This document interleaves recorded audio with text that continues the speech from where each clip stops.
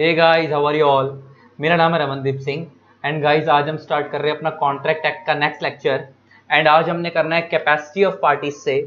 जब हम लोगों ने स्टार्टिंग में पढ़ा था, आप लोगों ने देखा था ऑफर प्लस एक्सेप्टेंस एग्रीमेंट होता है, एग्रीमेंट प्लस एनफोर्सेबिलिटी कॉन्ट्रैक्ट होता है, जिसमें हमने ऑफर पूरा डिटेल में पढ़ लिया, एक्सेप्टेंस पूरी डिटेल में पढ़ ली, फिर जो एनफोर्सेबिलिटी की 6 कंडीशन थी अब उनको वन बाय वन स्टार्ट कर रहे हैं। तो अब आता है पहला कंपीटेंट पार्टीज। अच्छा, कंपीटेंट पार्टीज को अब हम पढ़ेंगे तो उसमें हम ये जानेंगे कि कंपीटेंट पार्टी हमारे इंडिया में कौन कौन माना जाता है, कौन कौन नहीं माना जाता। कंपीटेंट मींस योग्य, कॉन्ट्रैक्ट करने के योग्य। और हमारा लॉ कहता है कि इंडिया में हर बंदा कॉन्ट्रैक्ट करने के योग्य है एक्सेप्ट 3, मतलब 3 लोगों को छोड़ के इंडिया में हर बंदा माना जाता है कि वो कॉन्ट्रैक्ट कर सकता है। तो देखते हैं वो 3 कौन कौन से कॉन्ट्रैक्ट नहीं कर सकते। तो लॉ कहता है 3 बंदे जो कॉन्ट्रैक्ट नहीं कर सकते, हम सीधा वो समझ लेते हैं कि कौन से लोग नहीं कर सकते। तो इनके अलावा जो बच गए वो सारे कॉन्ट्रैक्ट कर सकते हैं। लॉ कहता है पहला कौन, माइनर। पहला कौन, माइनर कॉन्ट्रैक्ट नहीं कर सकता। Second, person of unsound mind. अब इसमें एक चीज समझनी है, अनसाउंड माइंड, देखो एक होता है sound mind. Sound mind mean जिसका दिमाग काम करता है, अनसाउंड माइंड मींस वो जिसका दिमाग काम नहीं करता। और लॉ कहता है अनसाउंड माइंड में 3 लोग आते हैं। एक आता है लुनेटिक, एक आता है इडियट, एक आता है drunkard. Lunatic, idiot and drunkard. देखो तुम लोगों ने सुना होगा, कई बार लोग बोलते हैं ये बंदा मेंटल है, कई बार हम लोग बोलते हैं बंदा इडियट है। हमारे इंडिया में कई बार हम लोग हिंदी में बोल देते हैं बंदा पागल है। हमारे इंडिया में ये बंदा इनसेन है, कुछ लोग बोलते हैं ना। हमारे इंडिया में मेंटल, पागल, इडियट वीडियट सब सेम है, लोगों के लिए कोई फर्क नहीं है उसमें। लेकिन एक्चुअल में फर्क होता है। लॉ कहता है लुनेटिक क्या है, लॉ कहता है लुनेटिक वो है whose mental powers are deranged. Lunatic कौन है, whose mental powers are deranged. Deranged word बना डी अरेंज से। डीरैंक्ड वर्ड किससे बना, डी अरेंज्ड, डी अरेंज से। अरेंज का मतलब होता है इन ऑर्डर, तो डी अरेंज का मतलब हो गया नॉट इन ऑर्डर। तो लुनेटिक मींस वो बंदा जिसका दिमाग काम नहीं करता। लुनेटिक मींस वो बंदा जिसका दिमाग काम नहीं करता। इसी को हम दूसरा नाम देते हैं मेंटल। जो तुम लोग बोलते हैं ना, कुछ लोग बोलते हैं ना मेंटल है ये बंदा, तो वो होते हैं लुनेटिक। अब एक चीज और, लुनेटिक वो होता है जिसका दिमाग काम नहीं करता, लेकिन लॉ कहता है ये हमेशा ऐसा नहीं है कि ये परमानेंटली इनकेपेबल है कॉन्ट्रैक्ट करने के लिए। लॉ कहता है लुनेटिक है तो ये कॉन्ट्रैक्ट करने के लिए इनकेपेबल है, लेकिन अगर कल को इसका इलाज होता है और ये ठीक हो जाता है और ये साउंड माइंड हो जाता है, आफ्टर ट्रीटमेंट साउंड माइंड हो जाता है, तो उसके बाद ये कॉन्ट्रैक्ट कर सकता है, उसके बाद ये कॉन्ट्रैक्ट कर सकता है। इसका मतलब लुनेटिक बंदे को परमानेंटली मना नहीं है कि वो कॉन्ट्रैक्ट नहीं कर सकता। अगर लुनेटिक बंदे का ट्रीटमेंट हो गया और उसका इलाज हो गया और इलाज में वो ठीक हो गया, तो उसके बाद वो कॉन्ट्रैक्ट कर सकता है, फिर तो वो साउंड माइंड हो गया। नेक्स्ट आता है इडियट। ये इडियट और लुनेटिक में क्या फर्क है, लॉ कहता है इडियट वर्ड जो है उसे वो लॉ शॉर्ट में बोलता है इडियोसी। क्या बोलता है, इडियोसी। और लॉ कहता है idiocy is a congenital defect. Congenital defect, congenital defect भी बोलते हैं उसको। जरा दिखाता हूं तुम्हारे को, इडियट इडियट इडियट इडियट,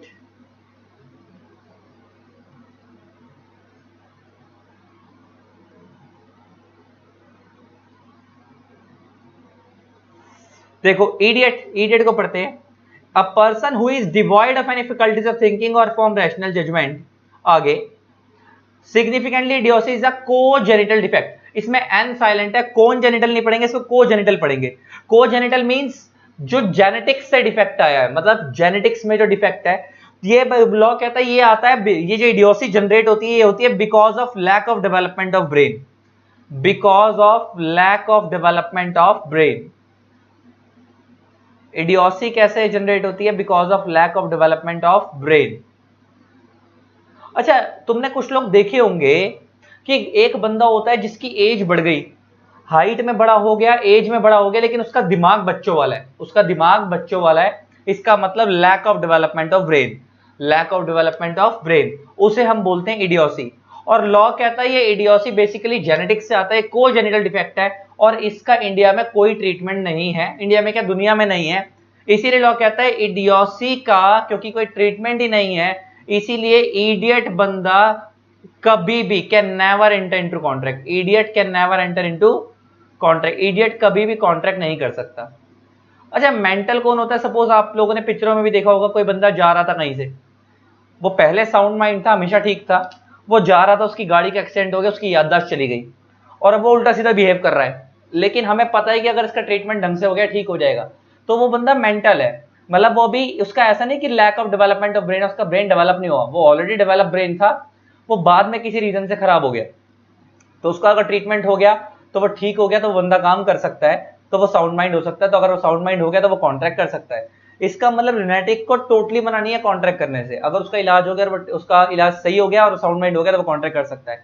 लेकिन लॉ कहता है इडियट का इलाज पॉसिबल ही नहीं है, इसलिए इडियट कभी भी कॉन्ट्रैक्ट नहीं कर सकता, इडियट कभी भी कॉन्ट्रैक्ट नहीं कर सकता।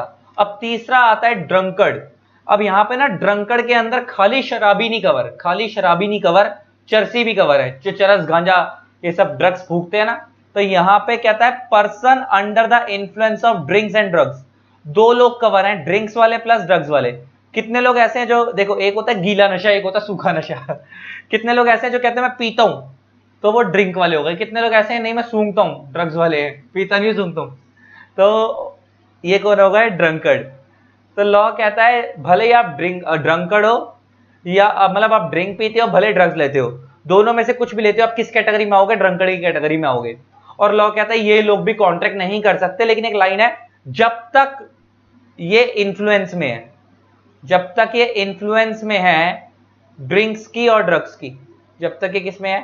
इन्फ्लुएंस में है ड्रिंक्स की और ड्रग्स की। इसका मतलब जब तक ये बंदे नशे में है तब तक कॉन्ट्रैक्ट नहीं कर सकते, अगर ये नशे से बाहर है तो कॉन्ट्रैक्ट कर सकते हैं। मतलब सपोज कोई बंदा अगर दारू पीता है, वो रात को पीता है, तो वो सुबह कॉन्ट्रैक्ट कर सकता है अगर वो नशे से बाहर है, वो रात को नहीं कर सकता। अब बच्चा मेरे को बोलता सर ये प्रूव कैसे होगा कोर्ट में कि ये बंदे ने जिस टाइम पे कॉन्ट्रैक्ट साइन किया था उसने पी रखी थी या नहीं पी रखी थी? यही तो वकील का काम है, प्रूव करवाना, ये हमारा काम नहीं है। लॉ सिर्फ आपको इतना सिखाता है कि आपको ये मान के चलना है कि जो बंदे ने पी रखी है, जो बंदा ड्रग्स में है, वो कॉन्ट्रैक्ट नहीं कर सकता। ये वकीलों का काम है, वो प्रूव कैसे करेंगे? क्योंकि उसमें फैक्ट्स देखे जाएंगे, उस टाइम पे क्या हुआ था, कैसे साइन हुए थे, बहुत सारी चीजें देखी जाएंगी।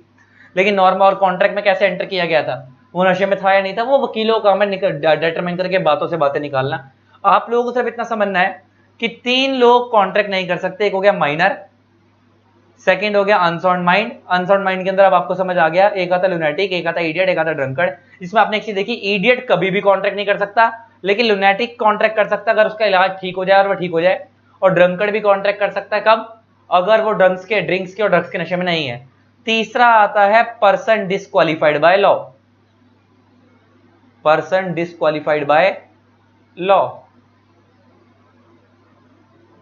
पर्सन डिस्क्वालिफाइड बाय लॉ का मींस तुमने एग्जांपल देखा होगा, संजू बाबा, सलमान खान, ये लोग जेल जाते रहते हैं, तो जब तक ये जेल में है तब तक ये फ्रेश कॉन्ट्रैक्ट एंटर नहीं कर सकते, डिस्क्वालिफाई बाय लॉ है, क्योंकि ये कन्विक्ट है। कन्विक्ट का मतलब होता है दोषी, कन्विक्ट मींस दोषी, और लॉ कहता है जो बंदा कन्विक्ट है वो कॉन्ट्रैक्ट में एंटर नहीं कर सकता, वो कॉन्ट्रैक्ट में एंटर नहीं कर सकता। ठीक है, ये बात समझ आती है, जिसका दोष डिक्लेयर हो चुका है वो कन्विक्ट। तो पर्सन डिस्क्वालिफाइड बाय लॉ, हालांकि पर्सन डिस्क्वालिफाइड बाय लॉ में 5 चीजें आती हैं, वो हम डिटेल में तो आगे जाके पढ़ेंगे, अब एक शॉर्ट में सबके बारे में बता दिया।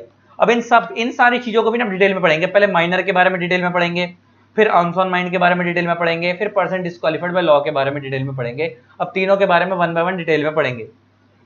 तो वापिस ऊपर चलते हैं और देखते हैं क्या चीज है।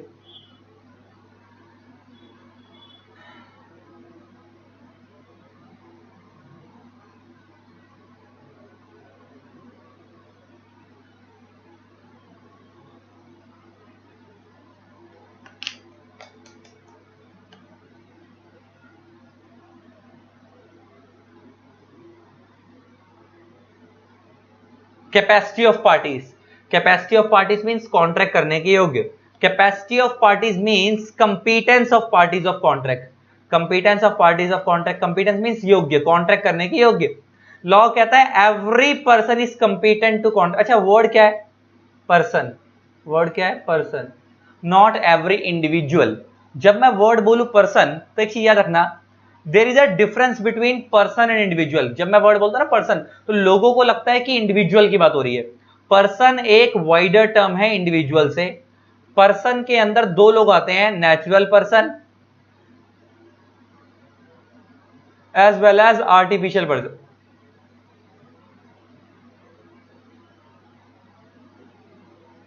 नेचुरल पर्सन के अंदर कौन आ गया? एग्जांपल ह्यूमन बींग्स, जिसको हम इंडिविजुअल्स भी बोलते हैं। आर्टिफिशियल पर्सन के अंदर कौन आता है? Example companies. तो लॉ कहता है, अच्छा अब एक चीज देखो, लॉ कहता है अब कंपनी के ऊपर माइनर वाला कंसेप्ट तो नहीं लगेगा, कंपनी के ऊपर पर्सन ऑफ अनसोन माइंड भी नहीं लगेगा, कंपनी ना तो दारू पीती है ना कुछ करती है। लेकिन पर्सन डिसक्वालिफाइड बाय लॉ में अभी तुम एक चीज पढ़ोगे कि अगर कंपनी के ऑब्जेक्ट क्लॉज में जो लिखा है, अगर कंपनी उसके बाहर जाके कोई भी काम करती है तो वो डिसक्वालिफाइड बाय लॉ है। जैसे एग्जांपल कंपनी ने लिखा है अपने ऑब्जेक्ट क्लॉज में कि हम रेडीमेड गारमेंट का काम करेंगे, और मान लो कंपनी वाले एसी फ्रिज बेच रहे हैं, ऑब्जेक्ट क्लॉज में क्या लिखा हुआ है एमओए के अंदर कि हम रेडीमेड गारमेंट का काम करेंगे, मेमोरेंडम ऑफ एसोसिएशन में। आपको पता होगा ना 11 12 में आपको स्कूल में पढ़ाया गया था बिजनेस स्टडीज के अंदर कि कंपनीज के अंदर दो चीजें होती हैं, MOA AOA, memorandum of association, article of association. Memorandum of association company के एक्सटर्नल रूल्स होते हैं, आर्टिकल ऑफ एसोसिएशन कंपनी के इंटरनल रूल्स होते हैं। तो सपोज कंपनी के एमओए में लिखा हुआ है कि कंपनी रेडीमेड गारमेंट का काम करेगी, और अब कंपनी वाले एसी बेच रहे हैं, तो लॉ कहता है कोई भी कंपनी जो अपने एमओए के बाहर जाके कॉन्ट्रैक्ट कर रही है वो डिस्क्वालिफाइड बाय लॉ है, वो डिस्क्वालिफाइड बाय लॉ है। अब कंपनी नेचुरल पर्सन तो है नहीं, इंडिविजुअल तो नहीं, तो कंपनी क्या है? Artificial person. तो जब यहाँ पे आया वर्ड आया पर्सन, तो इसीलिए मैंने बताया पर्सन वर्ड का मतलब है नेचुरल पर्सन भी आएगा और आर्टिफिशियल पर्सन भी आएगा, दोनों आएंगे। Every person is competent to contract, लेकिन इस दो पॉइंट में नहीं आएंगे कंपनी, इन ऊपर वाले दो पॉइंटों में तो खाली नेचुरल पर्सन की बात हो रही है, माइनर और अनसोन माइंड वाली कैटेगरी में। लेकिन जब हम बात करें पर्सन डिस्क्वालिफाइड बाय लॉ, इसमें नेचुरल पर्सन भी आएंगे और आर्टिफिशियल भी आएंगे, अभी डिटेल में पढ़ेंगे इन सबको डिटेल में आगे जाके। लॉ कहता है every person is competent to contract who is of the age of majority. Law कहता है हर बंदा कॉन्ट्रैक्ट करने के योग्य है, who is of the majority, who is of the age of majority, अगर वो मेजर है, according to law to which he subject. एक लाइन बड़ी इंपॉर्टेंट है, according to law to which he subject. इस लाइन का मतलब क्या है? इस लाइन का मतलब क्या है? According to law to which he subject.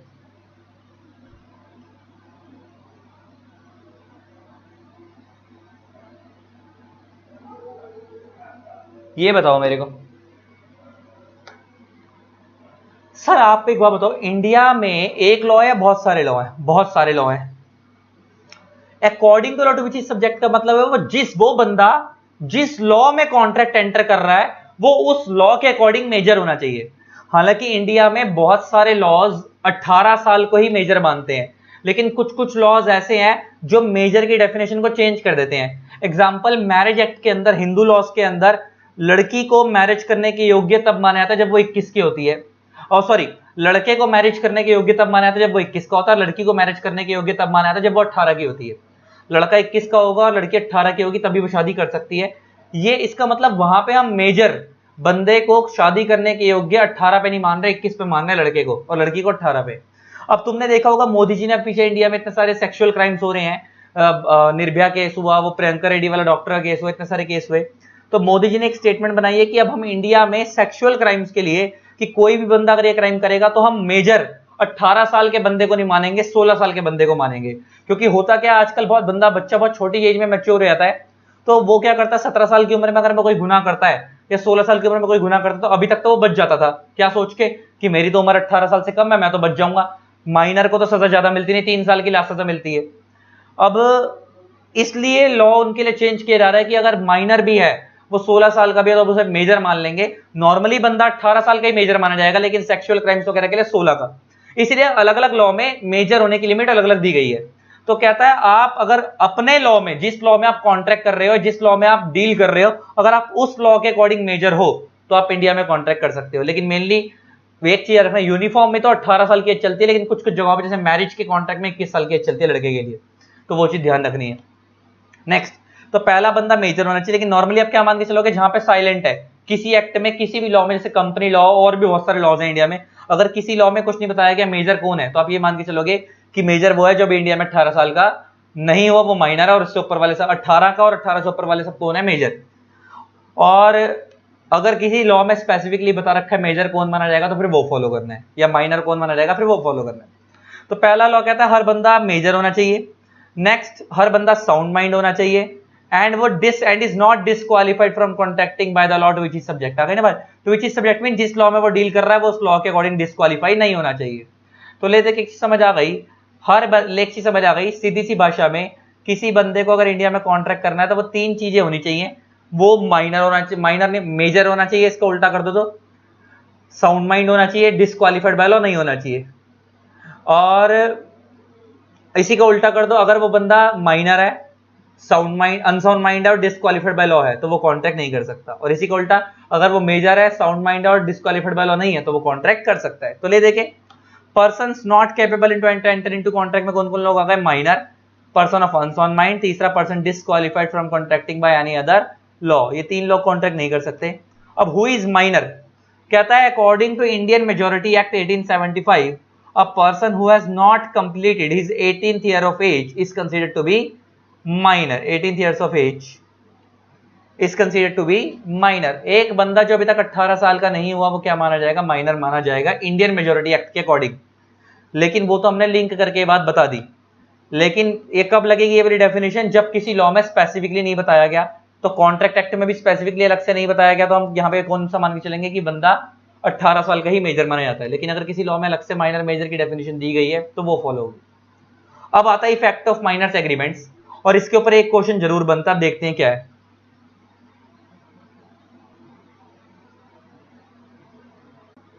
तो गाइस आगे बढ़ते हैं, इफेक्ट ऑफ माइनर्स एग्रीमेंट्स। एक चीज और बता दूं, इसमें से पेपर में एक क्वेश्चन जरूर बनता है। वो कभी भी ना ऐसे नहीं पूछता कि इफेक्ट ऑफ माइनर्स एग्रीमेंट्स बताओ, बहुत रेयर है ऐसा क्वेश्चन आएगा। ज्यादातर जो अंदर की तरफ जो इंडिविजुअल पॉइंट्स दिए गए हैं उसके ऊपर केस स्टडी बनती है। इसमें पहला पॉइंट है agreement is void ab initio, that is from the very beginning. Void ab initio एक लैटिन वर्ड है, वो कह रहा है माइनर के साथ किए गए एग्रीमेंट वॉइड एब इनिशियो होते हैं। क्या होते हैं, void ab initio. Void means useless, एब initio means from the very beginning, starting से ही।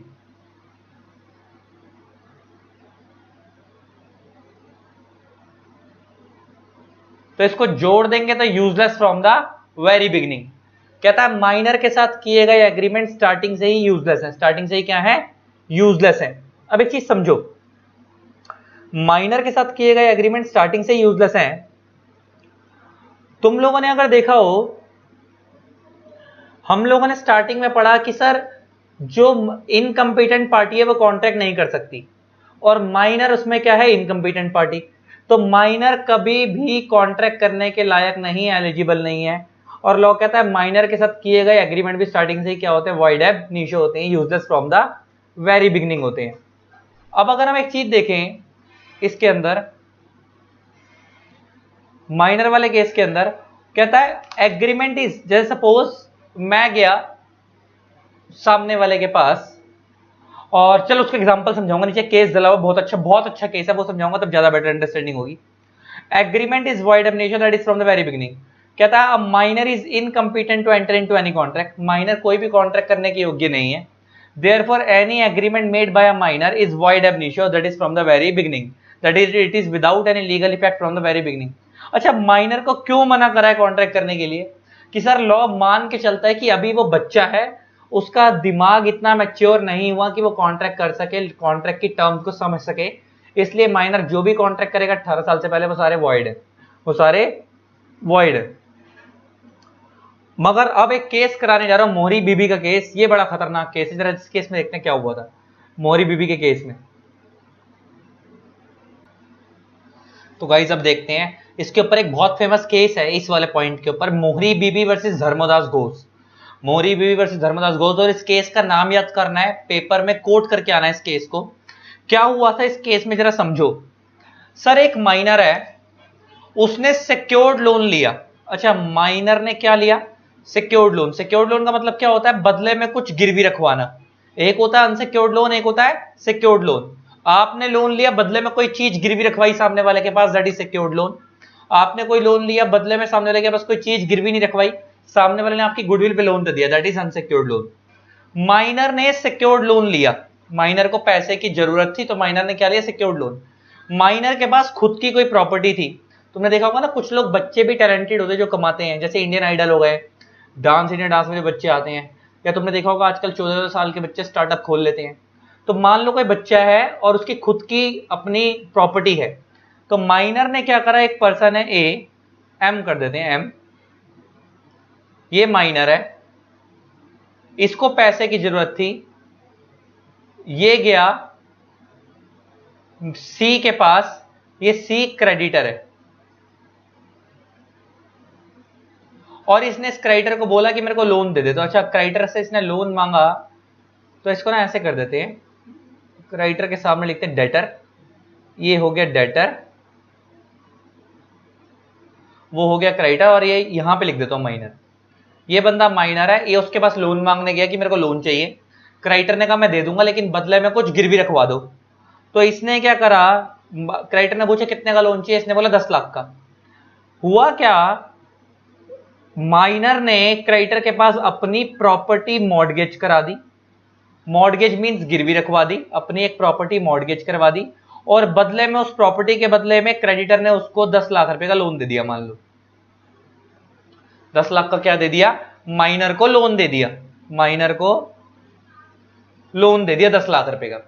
अब होता क्या है प्रैक्टिकल लाइफ में, आपको भी पता है ये बात, जो बंदा लोन लेके आता है अगर वो लोन नहीं चुका पाता तो उस केस के अंदर आपको पता है, अगर कोई पार्टी लोन नहीं चुका पाता तो उस केस में सामने वाला बंदा उसकी प्रॉपर्टी बेच के पैसा रिकवर कर सकता है।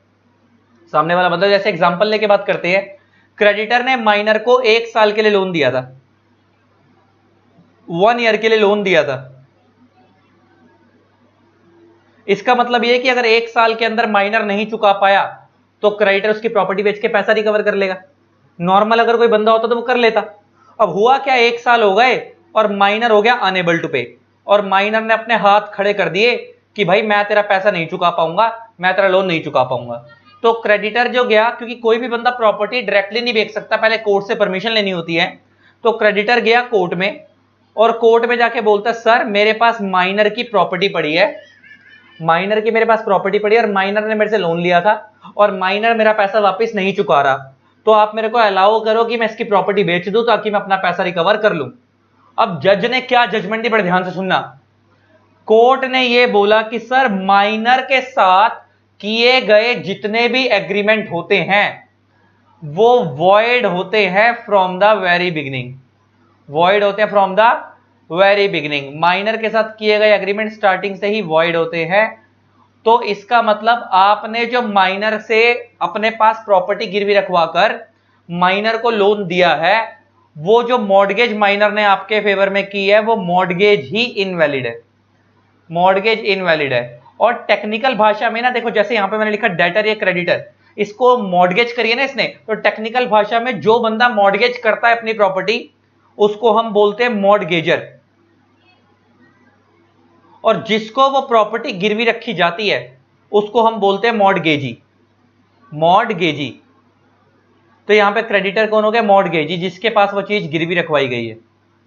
तो एक बंदा हो गया मॉर्गेजर, एक बंदा हो गया मॉर्गेजी, मतलब जिसके पास वो चीज कस्टडी में रखवाई गई है वो कौन हो गया, मॉर्गेजी। तो मॉर्गेज के अंदर जो रखवा रहा है अपनी चीज, मतलब ऐसे समझ लो जो लोन लेता है और अपनी प्रॉपर्टी गिरवी रखवाता है, डेटर जो होता है वो मॉर्गेजर होता है, जो क्रेडिटर होता है मॉर्गेजी होता है, जो लोन देता है वो मॉर्गेजी होता है। तो लॉ ने क्या बोला कि सर आपने जो माइनर को लोन दिया है वो जो, और उसने आपके फेवर में जो मॉर्गेज क्रिएट करी है वो इनवैलिड है, आपकी गलती है, आपने माइनर को लोन दिया वो आपकी गलती है, क्योंकि माइनर इतना समझदार नहीं है लेकिन आप तो समझदार थे, आपकी गलती है, आपने माइनर को लोन क्यों नहीं दिया।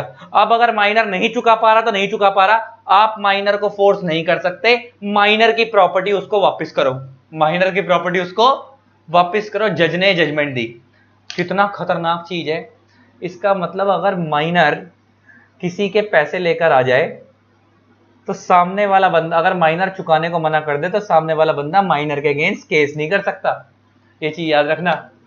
हाँ, अभी कुछ और पढ़ाऊंगा किस किस केसेस में क्या क्या रिकवरी हो सकती है माइनर से, लेकिन नॉर्मली आप माइनर से कुछ भी रिकवर नहीं कर सकते। कुछ एक्सेप्शन अभी आगे पढ़ेंगे जहां पे माइनर से थोड़ा बहुत रिकवर हो सकता है। वो क्या होता है, कब रिकवर होता है, वो बात करेंगे। तो अब एक चीज समझ आ गई कि लॉ ने क्या बोला कि माइनर की प्रॉपर्टी माइनर को वापस करो, और अगर माइनर ने उस पैसे खर्च दिए तो खर्च दिए, बात खत्म। आप माइनर को फोर्स नहीं कर सकते। ये मोहरी बीबी के केस की जजमेंट थी। लॉ कहता है हम मान के चल रहे हैं वो बच्चा है, उसका दिमाग अभी इतना बड़ा नहीं है, उसने गलती से लोन ले भी लिया, तुमसे पैसा मांग भी लिया, उसने जहां मर्जी खर्चा हो, तुम्हारी गलती, तुम तो समझदार थे, तुम तो मेजर थे, तुमने लोन क्यों दिया। ये बात समझ आती है।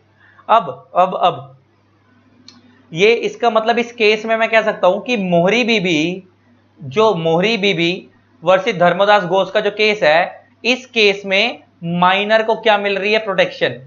माइनर को क्या मिल रही है, प्रोटेक्शन मिल रही है। मतलब मैं कह सकता हूं कि माइनर के फेवर में आ रहा है। ये मोहरी बीबी का केस किसको फेवर कर रहा है, माइनर को फेवर कर रहा है। ये बात समझ आती है। अब हम इसको पढ़ते हैं, फिर आगे पढ़ेंगे। देखो, a minor entered into an agreement for mortgage of his property. Minor ने एग्रीमेंट करा किसके साथ, क्रेडिटर के साथ, सी के साथ, अपनी प्रॉपर्टी गिरवी रखी, मॉर्गेज करी। आगे, he borrowed money against the mortgage property, आ गई बात। और उसने जो प्रॉपर्टी गिरवी रखी उसके बदले में उससे क्या लिया, लोन मांगा। Afterwards mortgagee filed a suit against the minor for recovery of money paid to the minor. और लेटर ऑन ड्यू डेट के बाद मॉर्गेजी मतलब क्रेडिटर ने मॉर्गेजर के ऊपर, डेटर के ऊपर, और डेटर कौन है, माइनर, केस फाइल करा कि भाई मेरे को मेरे पैसे वापस दे, तू मेरे पैसे क्यों नहीं दे रहा। आगे, जब कोर्ट में केस किया तो क्या आया, अब जजमेंट देखो। It was held that money was paid to the minor under a void agreement and therefore mortgage was invalid. क्या हेल्ड आया कि सर जो आपने माइनर को मनी दी थी, जो हमारे एग्जांपल में क्रेडिटर ने माइनर को मनी दी थी, वो वॉइड मानी जाएगी, वो मॉर्गेज ही वॉइड मानी जाएगी। गलती आपकी, आपने क्यों दी, देयरफॉर मॉर्गेज वाज इनवैलिड। इसका मतलब मॉर्गेज वाज इनवैलिड मींस आप माइनर की प्रॉपर्टी माइनर को वापस करो, और भले उसने पैसा खर्च लिया, अगर वो अपनी इच्छा से कुछ दे रहा है तो दे रहा है, लेकिन आप माइनर को फोर्स नहीं कर सकते। तो मोरी बीबी के केस से माइनर को प्रोटेक्शन मिली। बहुत सारे बच्चे जब फेस टू फेस क्लास में पढ़ रहे होते हैं ना, तो मेरे को कहते हैं सर इसका मतलब तो माइनर को बड़े सारे फायदे हैं, तो ये हमारे को अच्छा खासा स्कूल में पढ़ाते हैं। क्योंकि जब बच्चा 12वीं करके आता है, 12th करके आता है, तो वो ज्यादातर 17.5 साल की एज का होता है, 18 साल क्रॉस कर चुका होता है। कुछ कुछ 18 के भी होते हैं, कुछ 18 क्रॉस कर चुके होते हैं, कुछ 17 17.5 साल के होते हैं। तो जो बच्चे हैं उनका दिमाग तो अभी भी घूम रहा होता है, अच्छा फ्रॉड किया जा सकता है। लेकिन जो बड़े हो चुके होते हैं 18 साल के, वो बेचारे कोस रहे होते हैं अपने आप को, काश ये चीज हमारे को पहले पता होती तो हम लोग ये फ्रॉड व्रॉड करते और हमारे को देना भी ना पड़ता। अब एक चीज याद रखना, हमारे इंडिया में लॉ गया तेल लेने। ये जितना अच्छा मैं तुम्हारे को पढ़ा रहा हूं, प्रैक्टिकल लाइफ में अगर वो कोर्ट में केस जाएगा तो वाकई में वो तुम्हारा कुछ नहीं कर सकते, क्योंकि जज जो है वो माइनर को प्रोटेक्शन देगा लॉ के अकॉर्डिंग। लेकिन जिससे तुमने कर्जा लिया है ना, वो चपेड़े बहुत मारेगा। ये चीज याद रखना, माइनर को चपेड़े बहुत पड़ती है। तो देख लेना भाई, चपेड़े खानी है नहीं खानी। और जो इज्जत जाएगी मोहल्ले में वो अलग, जो एरिया में कॉलोनी में इज्जत जाएगी तुम्हारे माँ बाप की, तुम्हारी, वो अलग। जिसने पैसे दिए वो शोर भी मचाएगा, है ना। तो ऐसे गंदे कर्म नहीं करने। अपना CSC में पढ़ाई कर रहे हो, प्रोफेशनल कोर्सेज कर रहे हो, प्रोफेशनल कोर्स वाली हरकतें करो। तो हरकतें मत सोचो दिमाग में फ्रॉड व्रॉड वाली, अपना पढ़ाई पे ध्यान दो। तो सिर्फ एग्जामिनेशन पॉइंट ऑफ व्यू से समझो, ठीक। तो हमारा पहला केस हो गया मोहरी बीबी वर्सेस धर्मदास घोष का। नेक्स्ट आता है N agreement for the benefit of minor is enforceable by minor. अच्छा, ऊपर वाले में एक चीज समझ आई थी। ऊपर वाले केस में मोहरी बीबी से हमने एक सीख क्या ली, मोहरी बीबी से हमारे को सीखने को क्या मिला कि अगर किसी एग्रीमेंट में माइनर की कोई ड्यूटी बनती है तो उसको पूरी करने की जरूरत नहीं है, नो नीड टू फुलफिल। वो उसको पूरी करने की जरूरत नहीं है। जैसे यहां पे उसकी ड्यूटी बनती थी कि सामने वाले को उसका कर्जा चुकाए, लेकिन माइनर नहीं चुका रहा, तो आप माइनर को फोर्स नहीं कर सकते। इसका मतलब माइनर की जहां पे ड्यूटी बनती है आप उसको फोर्स नहीं कर सकते। नो नीड टू फुलफिल, उसकी ड्यूटी मर्जी है वो फुलफिल करे या ना करे, अपनी ड्यूटी को पूरा करे या ना करे। लेकिन लॉ कहता है उल्टा, N agreement for the benefit of minor is enforceable by minor. Law जो नॉर्मली आपने क्या पढ़ा कि कोई एग्रीमेंट जो माइनर के साथ किया गया वो वाइड एब इनिशियो होता है। लेकिन लॉ कहता है कोई एग्रीमेंट जो माइनर के फायदे के लिए है वो वाइड नहीं है। अब मैं ना इसी सिचुएशन का उल्टा कर रहा हूं। जैसे इस सिचुएशन में तो आपने क्या देखा था, लोन लेने वाला माइनर है, देने वाला मेजर है, और माइनर अपनी प्रॉपर्टी गिरवी रखवा के आ रहा है। अब मैं उल्टा करने वाला हूं, सिचुएशन को जरा समझना। ये जो मैंने केस कराया था मोहरी बीबी का केस था, अब मैं इसका उल्टा कराने वाला हूं, जरा देखो। मान लो एक पर्सन है सी, या वापस सेम रखते हैं,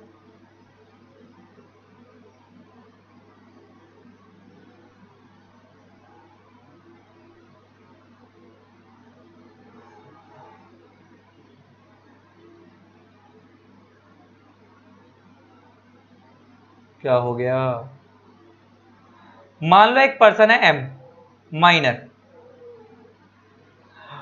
एक मान लो पर्सन है सी क्रेडिटर, नहीं सॉरी अब इसको क्रेडिटर नहीं लिखेंगे यहां पे, इधर ये इसको माइनर कर देते हैं, इसको मेजर लिख देते हैं, ये मेजर है। अब क्या हो रहा है, सी को पैसे की जरूरत है, अब पैसे की जरूरत माइनर को नहीं है, पहले वाले एग्जांपल में माइनर को पैसे की जरूरत थी, माइनर पैसा लेके आ रहा था, इस एग्जांपल में हम ये रख रहे हैं माइनर को पैसे की जरूरत नहीं है, सी को पैसे की जरूरत है, और ये बंदा माइनर को जानता है और इसको लगता है माइनर बहुत पैसे वाला है, मैं इससे जाके लोन ले लेता हूं। तो अब सी भाई साहब गए माइनर के पास और इसको कहते हैं मेरे को लोन चाहिए, ठीक, माइनर कहता है दे दूंगा लेकिन सिक्योर्ड लोन दूंगा, अपनी कोई प्रॉपर्टी गिरवी रखवा दे, इसने कहा ठीक है। तो सी भाई साहब ने अपनी प्रॉपर्टी माइनर के पास गिरवी रखवा दी और माइनर ने बदले में लोन दे दिया, मान लो सेम एग्जांपल रख रहे हैं 10 लाख का। तो अब उल्टा क्या हो गया है, यहां पे जो माइनर है वो क्रेडिटर है और यहां पे जो सी है मेजर वो डेटर है, ये क्रेडिटर और डेटर। और अब इसको और कैसे पढ़ेंगे टेक्निकल भाषा में, क्योंकि यहां पे सी ने, और आपको पता है जो डेटर होता है वही मॉर्टगेजर होता है, ये अपनी प्रॉपर्टी गिरवी रखवा रहा है, तो यहां पे हम सी को दूसरा नाम कह सकते हैं मॉर्टगेजर और एम हो गया मॉर्टगेजी।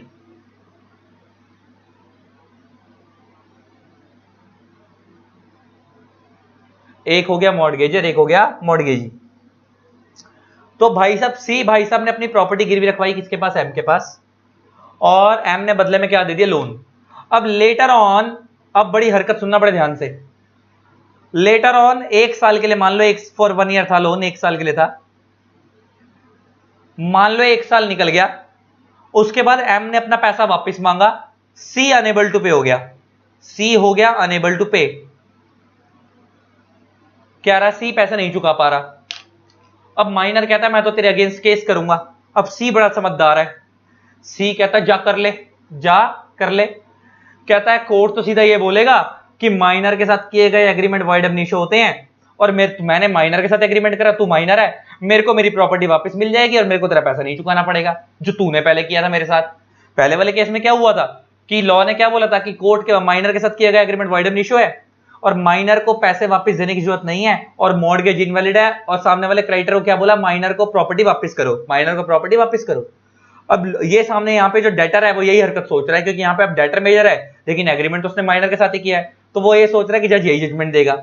अब जज ने क्या बोला, सुना क्या बोला, पर ध्यान से सुनना, जज कहता है कोई एग्रीमेंट अगर माइनर के फायदे के लिए है तो वो एनफोर्सेबल है, तो हम उसको वॉइड नहीं मानेंगे, तो वो एनफोर्सेबल है। लेकिन अगर किसी एग्रीमेंट में माइनर की ड्यूटी बनती है वो उसको पूरी नहीं करनी। इसका मतलब क्या, पहले वाले एग्जाम्पल में माइनर का फायदा हो रहा था, नुकसान हो रहा था, पहले वाले एग्जाम्पल में नुकसान हो रहा था, उसको पैसे वापस देने पड़ रहे हैं, तो एक किस्म से उसको अपना नुकसान लग रहा है ना, मेरे को पैसे वापस करने पड़ रहे हैं, तो लॉ कहता है वो उसे पूरा नहीं करना। लेकिन यहां पे सॉरी, हाँ ड्यूटी बनती है वो पूरी नहीं करनी, सॉरी दो बातें हैं इसमें, फायदा और नुकसान किस सेंस में समझना है।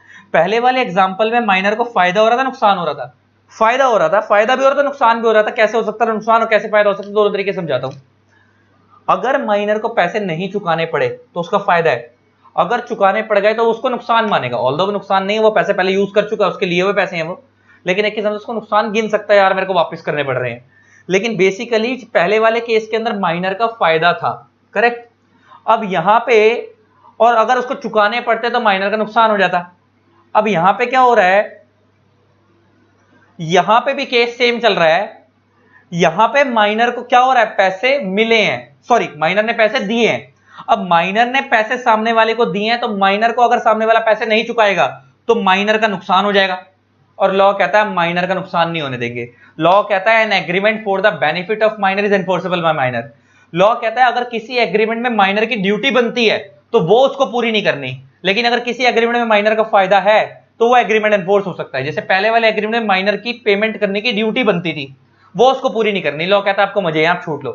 आपको नहीं चुकानी, हम ये मान के चल रहे हो आप माइनर हो, आपको इतनी समझ नहीं है, आपने अगर पैसे यूज भी कर लिए तो कर लिए। लेकिन कहीं पे अगर माइनर की राइट है पैसा रिकवर करने का, लॉ कहता है वो आप रिकवर कर सकते हो। तो यहां पे इसका मतलब क्या, पहले वाले केस में माइनर को पैसे देने थे, तो अगर वो नहीं भी दे रहा तो कोई प्रॉब्लम नहीं है, सामने वाला माइनर के ऊपर के माइनर की प्रॉपर्टी नहीं बिकवा सकता था। लेकिन यहां पे माइनर ने पैसे लेने हैं और अगर ये नहीं दे रहा तो माइनर उसके ऊपर केस कर सकता है। मतलब देखो, पहले उस वाले एग्जांपल में मेजर माइनर के ऊपर केस नहीं कर सकता था, लेकिन यहां पे माइनर मेजर के ऊपर केस कर सकता है। कितना उल्टा लॉ है हमारे इंडिया के अंदर। माइनर को हर तरीके से प्रोटेक्शन है, माइनर को हर तरीके से प्रोटेक्शन है। अच्छा, लॉ ने ऐसा लॉ क्यों बनाया, यहां पे माइनर के फेवर में क्यों रखा हर चीज? लॉ यहां पे भी यही मान के चल रहा है कि सर, लॉ ये मान के चल रहा है कि हो सकता है माइनर बेचारे को इतनी समझ ना हो और तुमने उसकी प्रॉपर्टी, तुमने उससे लोन ले लिया, उसने तुम्हारे पे तरस खा के लोन दे दिया हो, वो बेचारा भी इतना मैच्योर नहीं है और तुम उसकी माइनॉरिटी का फायदा उठा रहे हो, तो ऐसा तुम उठाने नहीं देंगे, तुम उसको लोन वापस करो। अगर तुम उसका लोन वापस नहीं दोगे तो हम माइनर को अधिकार दे देंगे कि वो तुम्हारी प्रॉपर्टी बेच के पैसा रिकवर कर ले, वो तुम्हारी प्रॉपर्टी बेच के पैसा रिकवर कर ले। तो फटाफट सम अप करते हैं। मोहरी बीबी से उल्टा है ये वाला केस, मोहरी बीबी का उल्टा है। मोहरी बीबी क्या बोलता था कि अगर किसी माइनर की कोई ड्यूटी बनती है तो वो उसको पूरा करने की जरूरत नहीं है। करेक्ट। पहले वाले एग्जांपल में माइनर की ड्यूटी क्या थी, पैसे चुकाना, और मोहरी बीबी क्या बोलता था, उसको पूरा करने की जरूरत नहीं है। इस वाले केस में क्या हो रहा है, इसका उल्टा कैसे है, वो मोहरी बीबी वाली प्रोटेक्शन माइनर को मिलती थी, लॉ कहता है सामने वाला बंदा मोहरी बीबी का फायदा नहीं उठा सकता। सामने वाला बंदा कौन, पहले वाले केस में मोहरी बीबी के फायदे से माइनर को फायदा मिला था, इस वाले केस के अंदर ये कह रहा है मेजर जो है मोहरी बीबी का फायदा नहीं उठा सकता, क्योंकि यहाँ पे माइनर की ड्यूटी नहीं है, यहाँ पे माइनर का राइट है और माइनर को अपना पैसा जो रिकवर करना है वो रिकवर करेगा। आप माइनर के साथ धोखा नहीं कर सकते, आपको माइनर का पैसा वापस करना पड़ेगा। लेकिन अगर माइनर आपका नहीं दे पा रहा तो कोई प्रॉब्लम नहीं, लो तो यही कह रहा है। तो ले देखिए, अब एक बात समझ आ गई, तो क्या फटाफट सम अप करें। तो कहीं पे अगर माइनर की ड्यूटी बनती है पैसे देने वगैरह की, तो वो उसको पूरी नहीं करनी, लेकिन अगर कोई माइनर का राइट है तो वो पूरा कर सकता है, तो वो अपना पैसा रिकवर कर सकता है। आप माइनर अपना राइट रिकवर कर सकते हैं, पैसा रिकवर कर सकते हैं, लेकिन आप उसको ड्यूटी के लिए फोर्स नहीं कर सकते। अब जरा देखो, an agreement for the benefit of minor is enforceable by minor. आ गई ना बात, ये वाला एग्रीमेंट जो है माइनर के बेनिफिट के लिए है, क्योंकि इसको यहाँ पे पैसे निकलवाने हैं और यहाँ पे, और अगर आपने नहीं, अगर इसके पैसे नहीं निकले तो इसका नुकसान हो जाएगा। तो लॉ कहता है अगर कोई एग्रीमेंट माइनर के फायदे के लिए है तो वह एनफोर्सेबल बाय माइनर है, माइनर उसको एनफोर्स करवा सकता है, मतलब उसके लिए वो कोर्ट में केस कर सकता है। और देखो, the principle laid down in Mohori Bibee versus Dharmodas ग्रोज only applies only if the agreements create an obligation of minor. Obligation means duty. वो कहता है मोरी बीबी का केस कब लगता है, जब माइनर की कोई ड्यूटी होती है तब वो लगता है, और वो माइनर को पूरी करने की जरूरत नहीं है। मोरी बीबी ने तो बोला कि वहां पे उसकी ड्यूटी थी पैसा देने की, और मोरी बीबी का केस लग गया और उस केस की वजह से फायदा क्या हुआ कि उसको पैसे देने की जरूरत नहीं है। लेकिन यहाँ पे माइनर की ड्यूटी है, उसका फायदा है, राइट है, राइट है, उसको पैसे लेने हैं, देने हैं, लेने हैं। पहले वाले केस में उसको देने थे, देना मींस ड्यूटी, लेना मींस राइट। यहाँ पे उसको पैसे लेने हैं, तो यहाँ पे जब उसने पैसे लेने हैं तो लॉ कहता है माइनर उसको एनफोर्स कर सकता है। नीचे देखो, where an agreement is for the benefit of minor, यहाँ पे माइनर का फायदा है क्योंकि उसको पैसे रिकवर करने हैं। The agreement is not void, इसका मतलब एग्रीमेंट वॉइड नहीं है, and therefore a minor can enforce such agreement. इसका एक चीज और निकल के आई, माइनर के साथ किए गए सारे एग्रीमेंट वॉइड नहीं होते, जिस एग्रीमेंट में माइनर को फायदा मिल रहा है वो वैलिड है, वो वैलिड है। जैसे यहाँ पे माइनर का फायदा है, उसने रिकवर करना है, वो वैलिड है। कहता है if the other party to the agreement fails to perform his part of obligation the minor can claim restitution. Restitution means restore back. Restitution का मतलब क्या होता है, रेस्टिट्यूशन मींस रीस्टोर बैक। कहता है अगर सामने वाला बंदा माइनर का पैसा नहीं चुका पाता, सामने वाला बंदा जैसे इसने यहां पे माइनर का पैसा चुकाना है, तो माइनर रेस्टिट्यूशन क्लेम कर सकता है। रेस्टिट्यूशन मींस कह सकता है कि मेरे को मेरा पैसा दिलाओ कैसे भी वापस, तो माइनर फिर वो कैसे रिकवर करेगा, इसकी प्रॉपर्टी बिकवा के पैसा रिकवर कर लेगा। इसका मतलब माइनर अपने टाइम पे जब उसको पैसा रिकवर करने है वो उसकी प्रॉपर्टी बिकवा सकता है, लेकिन सामने वाले ने अगर माइनर से लेने है वो माइनर की प्रॉपर्टी नहीं बिकवा सकता, उसको माइनर की प्रॉपर्टी उसको वापस करनी पड़ेगी, लेकिन माइनर उसकी प्रॉपर्टी बिकवा के पैसा रिकवर कर सकता है। तो हमने मोरी बीबी का केस भी पढ़ लिया, उसके नीचे वाला पॉइंट भी पढ़ लिया। अब आते हैं नीचे, नो रेटिफिकेशन बाय माइनर। अब ये क्या जरा समझते हैं।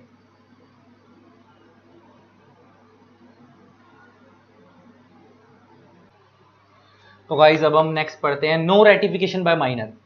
रेटिफिकेशन का मतलब होता है subsequent approval. Ratification means subsequent approval, subsequent approval. इसका मतलब क्या है, रेटिफिकेशन मींस सब्सिक्वेंट अप्रूवल, किसी चीज को बाद में अप्रूव करना।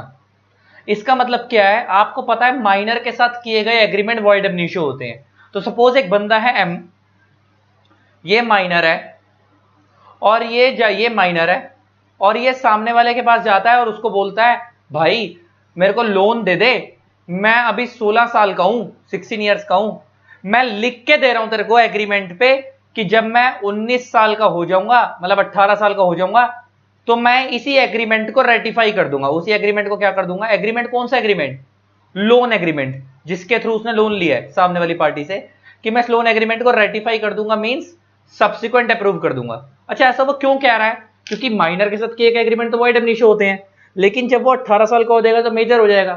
तो क्या माइनर अपने पहले लिए हुए लोन को बाद में रेटिफाई कर सकता है मेजर होने के बाद? लॉ कहता है नहीं, जब कोई चीज पहले ही ठीक नहीं है तो आप उसको बाद में ठीक नहीं कर सकते। 18 साल का होने के बाद वो फ्रेश एग्रीमेंट कर सकता है, 18 साल का मेजर होने के बाद, लेकिन वो पहले वाले एग्रीमेंट को रेटिफाई नहीं कर सकता।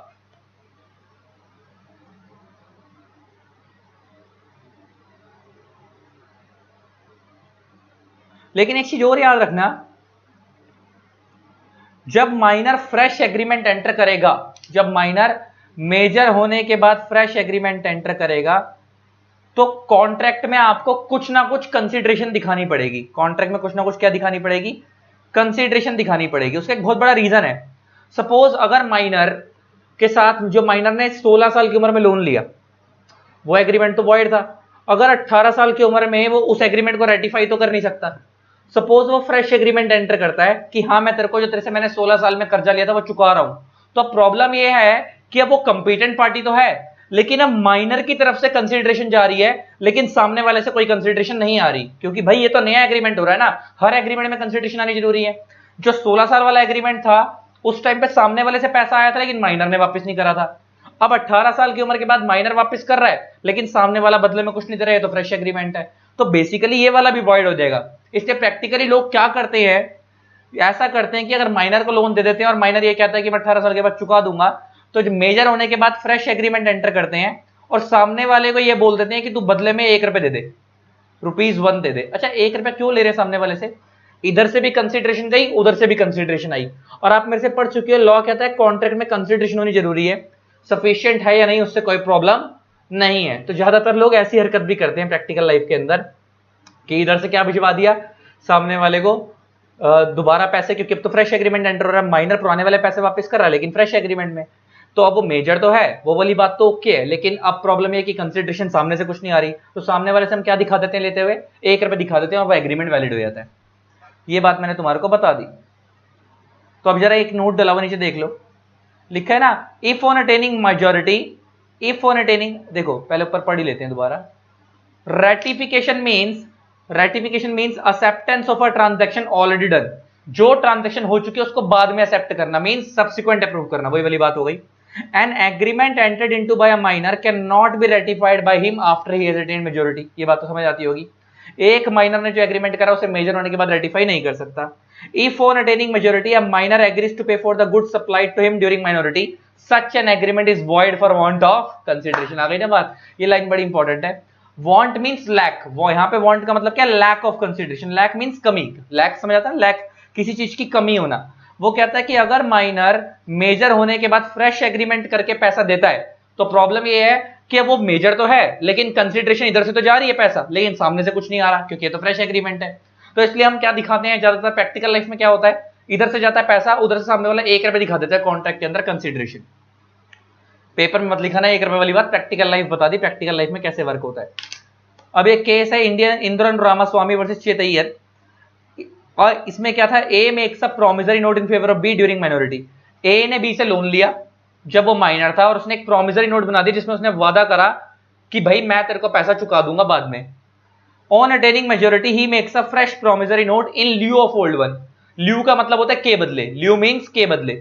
और जब वो मेजर हुआ, माइनर ए जब मेजर हुआ, तो उसने एक फ्रेश प्रॉमिसरी नोट बनाया जिसके अंदर उसने लिख दिया कि भाई पहले वाले को रिप्लेस करके कि हाँ मैं तेरे को पैसा चुकाने को तैयार हूं। इसका मतलब फ्रेश प्रॉमिसरी नोट तो क्या है, नया एग्रीमेंट है। अब प्रॉब्लम यह है कि नया एग्रीमेंट है तो इधर से तो कंसिडरेशन जा रही है, सामने से कोई कंसिडरेशन नहीं आ रही, तो इसलिए इसने लिखा है नीदर द ओरिजिनल मींस जो पहले वाला बना हुआ था ओल्ड वाला, nor the new promissory note is valid, दोनों ही वैलिड नहीं है। लेकिन अब इसके एक्सेप्शन बता दी मैंने तुम्हारे को, क्या कि अगर मेजर होने के बाद, क्योंकि वो नया वाला वैलिड इसलिए नहीं हो रहा क्योंकि सामने वाली पार्टी से कंसिडरेशन नहीं आ रही, लेकिन अगर मेजर होने के बाद जब वो पैसे दे रहा है और वो सामने वाले से कंसिडरेशन में 1 रुपया ले ले ताकि एक चीज दिखाने को पूरी हो जाए, तो फिर वो वैलिड है, तो फिर वो वैलिड है। क्योंकि हमारा लॉ कहता है कॉन्ट्रैक्ट में कंसिडरेशन होनी जरूरी है, सफिशिएंट है या नहीं उससे कोई लेन देन नहीं है। लेकिन एक प्रॉब्लम है, तुम्हें मैंने एक चीज बताई थी कि अगर किसी कॉन्ट्रैक्ट में सफिशिएंट कंसिडरेशन नहीं है तो चेक करना पड़ेगा कि सामने वाले पार्टी की फ्री कंसेंट थी या नहीं थी। अब इस केस में जब ये माइनर खुद ही लोन दे रहा है अपनी इच्छा से मेजर होने के बाद, और सामने वाला अगर 1 रुपये दे रहा है, वो सफिशिएंट कंसिडरेशन नहीं भी है, तो अगर कल को पूछा जाएगा कि हाँ भाई ये जो माइनर है, ये बंदा जो है सामने वाला, क्या इसने इसके ऊपर आपने प्रेशर तो नहीं डाला था, तो वो बोल देगा नहीं डाला था। जो माइनर मेजर हुआ है वो बोल देगा मेरे ऊपर कोई प्रेशर नहीं था, मेरी फ्री कंसेंट थी, क्योंकि वो अपनी इच्छा से तो पैसे वापस कर रहा है। अब आता है नेक्स्ट, ये हो गया थर्ड पॉइंट। अब आता है no restitution. Restitution means restore back, no restitution means no restore back. समझ आता है ना बात। अब ये क्या कहता है, minor is not liable to repay any money और compensate for any benefit that he might have received under a contract. Suppose आप गए किसी के पास और आपने उसको बोला भाई मैं माइनर हूं, मेरे को 100 रुपए दे दे, मेरे को भूख लग रही है, कुछ खाना है, मैं तेरे को 2 दिन बाद पैसे वापस दे दूंगा, 2 दिन बाद पैसे वापस दे दूंगा। आपने माइनर को 100 रुपए पकड़ा दिए खाना खाने के लिए, 2 दिन निकल गए, 2 दिन के बाद माइनर आपको मिल गया, हाँ भाई पैसे दे, माइनर कह रहा मैं तो नहीं दे रहा। तो लॉ कहता है अगर माइनर नहीं दे रहा तो नहीं दे रहा, आप उसको फोर्स नहीं कर सकते। नो रेस्टिट्यूशन, नो रेस्टिट्यूशन में नो रिस्टोर बैक। देखो अगर वो, क्योंकि वो तो खाने पीने की चीज थी तो वो खा गया, अगर सपोज उसने 100 रुपए की कोई चीज खरीदी होती, कोई ऐसी आइटम जो खाने पीने की नहीं है, सपोज कोई टॉय खरीद लिया, कुछ कर लिया, तो आप उससे वो भी वापस नहीं मांग सकते। लेकिन कुछ केस हैं, नीचे केस है खान गट वर्सेस लखा सिंह, ये बड़ा इंपॉर्टेंट केस है। इसमें वो बता रहा है कि इस केस के अंदर माइनर पैसा चुकाने के लिए लायबल है, लेकिन वो कभी भी पर्सनली लायबल नहीं है, वो रेस्टिट्यूशन के लिए माइनर को बोला जा सकता है। ये कब बोला जा सकता है समझना। लॉ कहता है अगर कोई माइनर सामने वाले को मेजर रिप्रेजेंट कर रहा है, सामने वाले को क्या रिप्रेजेंट कर रहा है कि वो मेजर है तो था तो वो माइनर, लेकिन साहब उसने झूठी आईडी वाईडी बनवा के, 16-17 साल का था, शक्ल से मैच्योर लगता था, उसने कहीं से झूठी आईडी बना ली और सामने वाले को प्रूव कर दिया वो मेजर है, 18 साल से ऊपर का है, और सामने वाले ने क्योंकि उस ये मान के कि वो मेजर है उसको लोन दे दिया या उसको कोई चीज दे दी, तो उस केस में लॉ कह रहा है कोर्ट सामने वाले माइनर को रेस्टिट्यूशन के लिए बोल सकता है। अभी रेस्टिट्यूशन का मतलब समझो, सपोज इसका मतलब समझो क्या है। सपोज एक जो माइनर है उसकी खुद की कोई प्रॉपर्टी है 10 लाख की, मान लो उसकी कोई खुद की प्रॉपर्टी है 10 लाख की।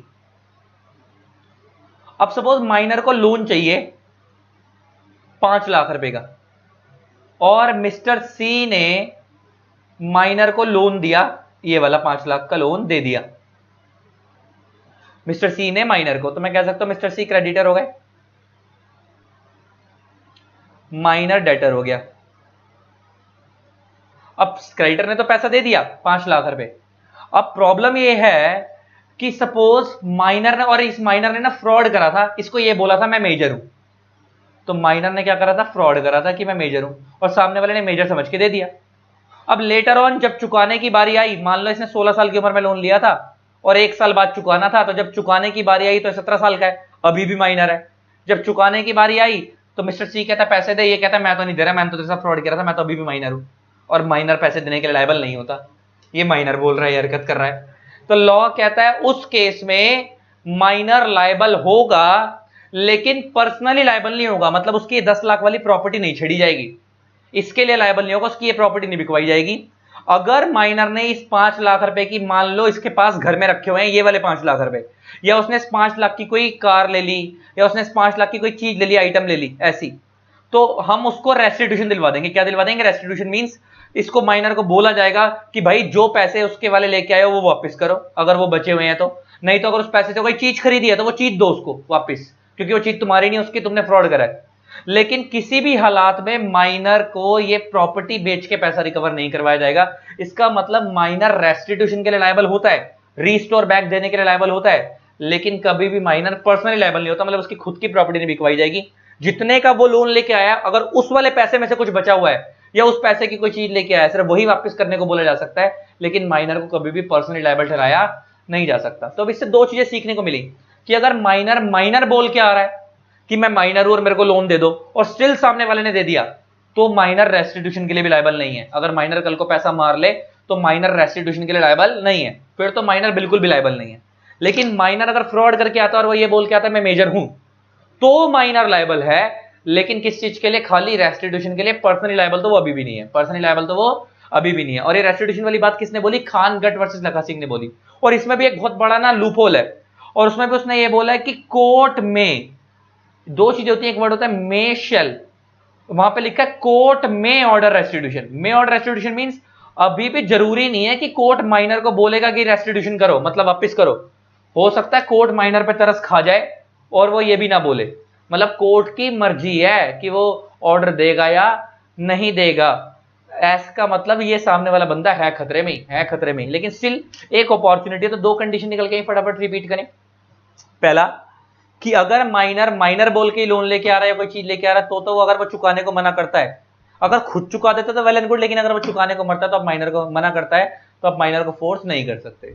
लेकिन दूसरी बात, अगर माइनर मेजर बोल के आया, फ्रॉड करके आया, तो फिर तो सामने वाले बेचारे की भी कोई गलती नहीं है, तो उस केस में कोर्ट ऑर्डर दे सकता है, लेकिन खाली किस चीज का? रेस्टिट्यूशन का। रेस्टिट्यूशन का मींस जितने की वो चीज लेके आया उतने की चीज वापस करने को बोली जा सकती है। लेकिन माइनर कभी भी पर्सनली लायबल नहीं है। अब इससे एक चीज और निकल के आई, सपोज माइनर कोई पैसे लेके आया सामने वाले से और वो उसका खा गया, उस चीज को खा गया। सपोज माइनर सामने वाले से 500 रुपए लेके आया था फ्रॉड करके कि मैं मेजर हूं, मेरे को 500 रुपए दे दे, और माइनर फ्रॉड करके 500 रुपए लेके आ गया और 500 रुपए के समोसे ब्रेड पकौड़े खा गया। माइनर की कोई गर्लफ्रेंड है, उसको डेट पे ले गया मान लो, तो उस केस की तरफ सामने वाला पैसा मांग रहा है कि मेरे को मेरे पैसे वापस करो, माइनर कह रहा है मैं तो नहीं दे रहा। तो अब देखा जाए तो यहाँ फ्रॉड करा है, और as per Khangarh versus Lakha Singh minor restitution के लिए लायबल है। तो अब समोसे उसके पेट से वापस बाहर निकलवाएं, या जो बर्गर खा गया अपनी गर्लफ्रेंड को खिला गया उससे वापस मांगे, तो ऐसे केस में ईटेबल आइटम तो वापस भी दिलवाई नहीं जा सकती। तो ये बहुत बड़ा खतरे वाली चीज है। माइनर जिंदगी जीता माइनर ही है बेटा, मगर बेटा याद रखना, बहुत सारे माइनर अगर मेरी ये वीडियो देख रहे हैं बेटा, चपेड़े बहुत पड़ती हैं, ये चीज याद रखनी है, चपेड़े बहुत पड़ती हैं, हरकत नहीं करनी, ठीक। अब जरा देखो, following principle were laid in above case. Khan Gul versus Lakha Singh के केस में क्या प्रिंसिपल आया गया? The court may grant relief. पहली बात तो शेल नहीं है, मे ग्रांट रिलीफ, मे है। To the other party if the other party had entered into an agreement with the minor on the basis of misrepresentation made by the minor. इसका मतलब court सामने वाली पार्टी को, मतलब creditor को relief दे सकता है अगर वो ये प्रूव कर दे सामने वाली पार्टी की माइनर ने मेरे साथ मिस रिप्रेजेंटेशन करी थी, फ्रॉड करा था मेरे साथ। यहां पे हालांकि मिस रिप्रेजेंटेशन और फ्रॉड में भी फर्क होता है, लेकिन यहां पे मिस रिप्रेजेंटेशन का मतलब फ्रॉड है कि अगर सामने वाला पार्टी प्रूव कर दे कि माइनर ने मेरे साथ फ्रॉड करा, उसने मेरे को ये बोला था मैं मेजर हूं और मैंने उसके बेस पे वो लोन लेके गया है, तो उस केस में माइनर लायबल है रेस्टिट्यूशन के लिए। लेकिन वो लायबल है, लेकिन अब कोर्ट की मर्जी है कि कोर्ट माइनर को ऑर्डर देता है वापस देने के लिए, नहीं। Next, if the minor had received some consideration under the agreement, the court may order grant restitution to the other party। आ गई ना बात? अगर माइनर सामने वाले के साथ फ्रॉड करके कोई फायदा उठाकर लाता है, तो कोर्ट में ऑर्डर क्या कर सकता है? कोर्ट में grant restitution to the other party, तो कोर्ट रेस्टिट्यूशन के लिए बोल सकता है। नीचे, however the minor shall not be personally liable. लेकिन माइनर कभी भी पर्सनली लायबल नहीं है। इसका मतलब माइनर की पर्सनल प्रॉपर्टी नहीं बिकवाई जाएगी। इसका मतलब in other words restitution shall be made only to such extent as the state of minor has benefited. आ गई ना बात? माइनर कभी पर्सनली लायबल नहीं है, जितने की प्रॉपर्टी वो लेके आया, जितने को उसको फायदा मिला, खाली उसी में से वो लायबल है, लेकिन वो पर्सनली लायबल नहीं है। The power of the court to grant relief, यहां पे एक वर्ड डाल दो, to. The power of court to grant relief is discretionary nature. Discretionary means जज की इच्छा पे। अभी ये तो मैं आपको ऑलरेडी बता चुका हूं कि अगर वो फ्रॉड भी करके आया तो जज की इच्छा है कि वो सामने वाले के फेवर में रेस्टिट्यूशन का ऑर्डर देगा नहीं देगा, मतलब माइनर को बोलेगा रेस्टिट्यूशन करने के लिए, जज की मर्जी है, डिस्क्रिशन है। आप जज को फोर्स नहीं कर सकते कि भाई इसने मेरे साथ फ्रॉड करा, आप इसको रेस्टिट्यूशन के लिए बोलो। जज की मर्जी है, वो देगा या नहीं देगा रेस्टिट्यूशन। और एक लास्ट पॉइंट, ये तो और भी खतरनाक है, कहता है the court shall not grant, shall not means total prohibition, shall not grant relief if the other party had the knowledge of the fact that he was entering into an agreement with the minor। ये line बड़ी important है। Court कभी भी restitution का order नहीं देगा अगर सामने वाली पार्टी को पता था कि वो जिससे डील कर रहा है वो माइनर है और स्टिल वो उससे डील कर रहा है। देखो, एक चीज होती है कि माइनर फ्रॉड करके आया है और सामने वाला बंदा प्रूव कर रहा है कि इसने मेरे साथ फ्रॉड करा है, तो कोर्ट रेस्टिट्यूशन का ऑर्डर एक बार को फिर भी सोच के दे सकता है। कोर्ट पे हम फोर्स तो अभी भी नहीं कर सकते, लेकिन फिर भी वो एक बार को सोच के दे सकता है।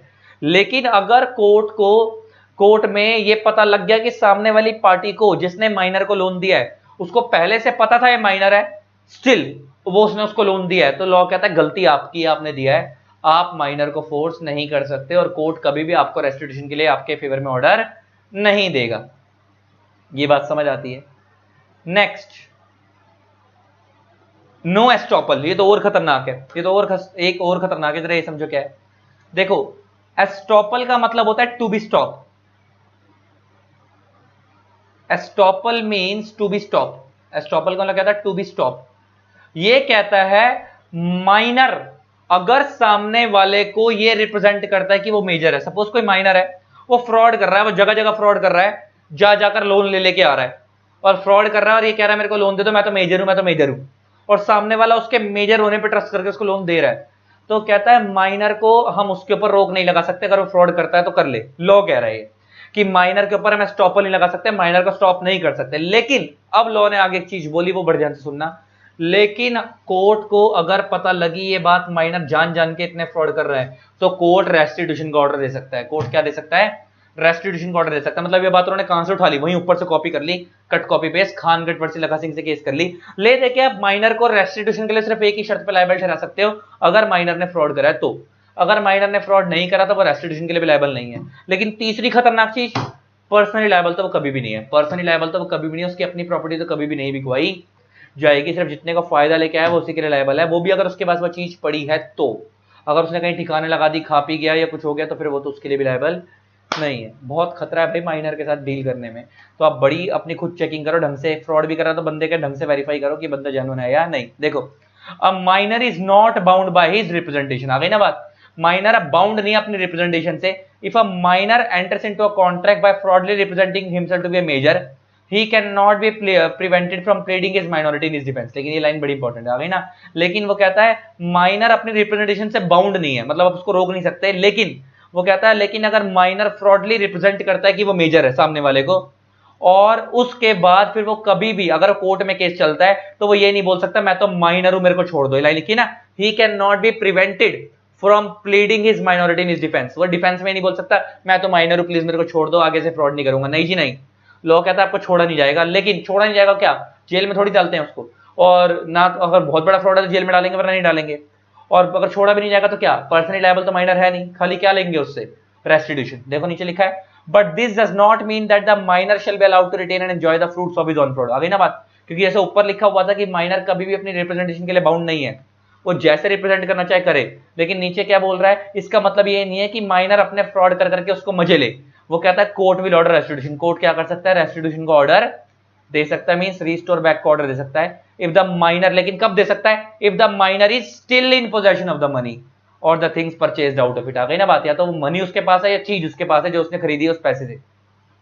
लेकिन सपोज दोनों ही नहीं है, उसने ठिकाने लगा दी तो नहीं है, तो बात खत्म, माइनर पर्सनली लायबल तो नहीं है। यही समझाना मेन था।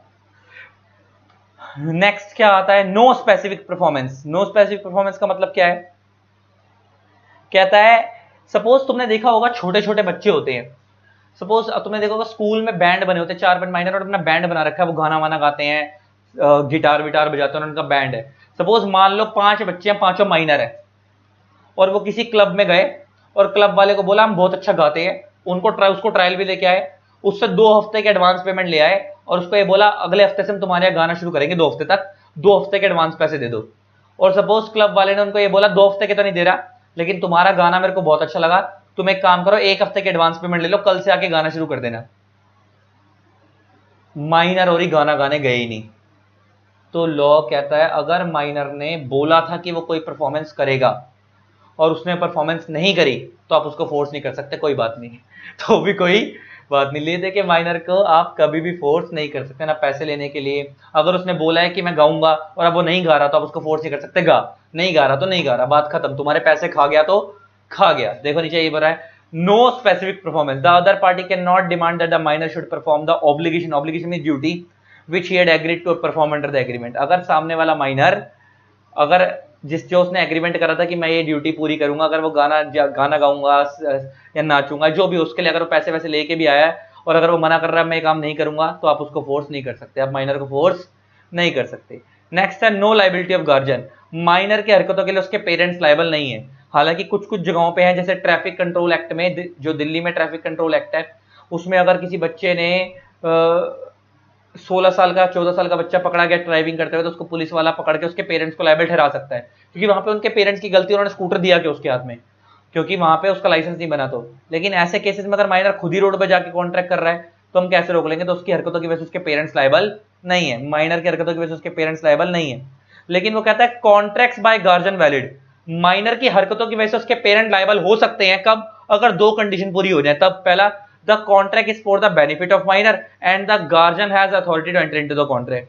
अगर माइनर के बिहाफ पे उसके गार्जियन भी कॉन्ट्रैक्ट में एंटर कर रहे हैं और वो अल्टीमेटली कॉन्ट्रैक्ट माइनर के बेनिफिट के लिए एंटर किया जा रहा है, तो गार्जियन लायबल है। जैसे तुमने देखा होगा बैंक अकाउंट खुलता है, जॉइंट बैंक अकाउंट, माइनर लोगों का अपने नाम पे तो अकाउंट नहीं खुलता, लेकिन वो जॉइंट अकाउंट खुलवाते हैं पेरेंट्स के साथ। तो अब इसमें दो कंडीशन दोनों पूरी हो रही है, गार्जियन के पास अथॉरिटी है उसके बिहाफ पे अकाउंट खुलवाने की, प्लस अल्टीमेटली वो किसके बेनिफिट के लिए अकाउंट खुलवाया जा रहा है? माइनर के बेनिफिट के लिए खुलवाया जा रहा है। तो दोनों कंडीशन पूरी हो रही है, तो ऐसे केस में गार्जियन लायबल है, और जो गार्जियन फिर माइनर के बिहाफ पे कॉन्ट्रैक्ट करेंगे वो वैलिड है। तो देखो, the contract by guardian on behalf of minor shall be valid if the contract is for the benefit of minor and the guardian has the authority to enter into the contract. तो अगर दो condition पूरी हो रही हैं तो फिर minor के गार्जियन लायबल हैं। अब ये पॉइंट बड़ा इंपॉर्टेंट है, पॉइंट 9 और पॉइंट 10, ये देखते हैं क्या है।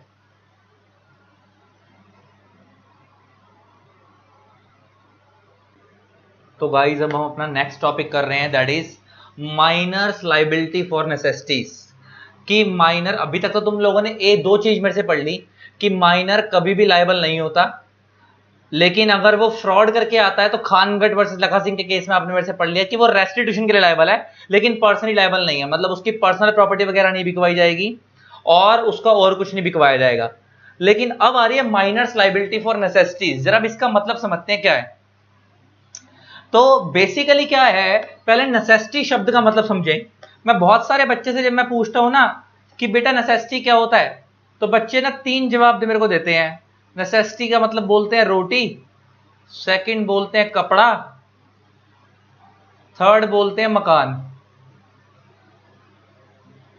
रोटी कपड़ा मकान, ऐसे ही सुना है ना, रोटी कपड़ा और मकान। जब मैं बच्चे से पूछता हूं बेटा नेसेसिटी क्या है, तो बच्चा कहता है रोटी कपड़ा मकान। तो मेरा तुम्हारे से भी यही जवाब है, क्या बेटा ये नेसेसिटी है? क्या रोटी कपड़ा मकान ही नेसेसिटी है? तो इसका आंसर दो मेरे को, रोटी कपड़ा मकान नेसेसिटी है। कुछ बच्चे और थोड़े से ज्यादा समझदार होते हैं, तो फिर वो एक चौथा जवाब देते हैं education.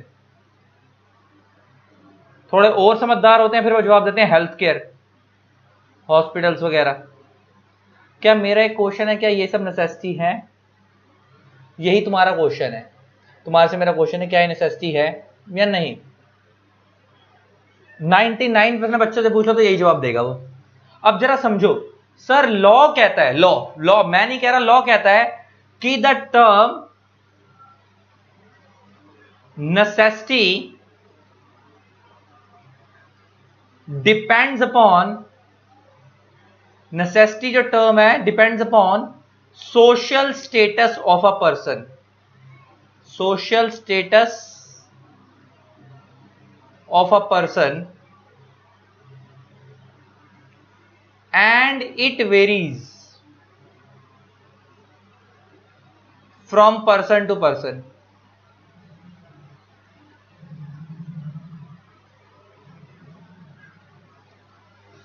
The term necessity depends upon social status of a person, it varies from person to person. मतलब necessity क्या है, लग्जरी क्या है, ये बंदे की औकात पे, सोशल स्टेटस मींस बंदे की समाज में क्या औकात है उस पर डिपेंड करता है, एंड ये पर्सन टू पर्सन वेरी करता है। जैसे तुम्हारा एक बहुत छोटा सा एग्जांपल देता हूं, तुम्हारे मेरे जैसा बंदा, मीडियोकर बंदा, जैसे मान लो मैं ए हूं, तुम्हारे मेरे जैसा बंदा, उसके लिए मर्सिडीज बेंज, मर्सिडीज हो गई, बीएमडब्ल्यू हो गई, तुम्हारे मेरे जैसे नॉर्मल बंदे के लिए ये लग्जरी है। ये क्या है? लग्जरी है। तुम्हारे मेरे जैसे बंदे के लिए लग्जरी है। हमारा सपना है कि काश ये हमारे पास हो। लेकिन अगर मैं बात करूं अंबानी भाई साहब की, तो अंबानी भाई साहब के लिए यही मर्सिडीज बेंज और बीएमडब्ल्यू नेसेसिटी है। अंबानी मारुति 800 में थोड़ी जाएगा, उसके लिए तो यही मर्सिडीज और बीएमडब्ल्यू क्या है, नेसेसिटी, क्योंकि उसका एक्सटेंडेड है, वो तो चलता ही किस पे होगा, इन पे चलता होगा।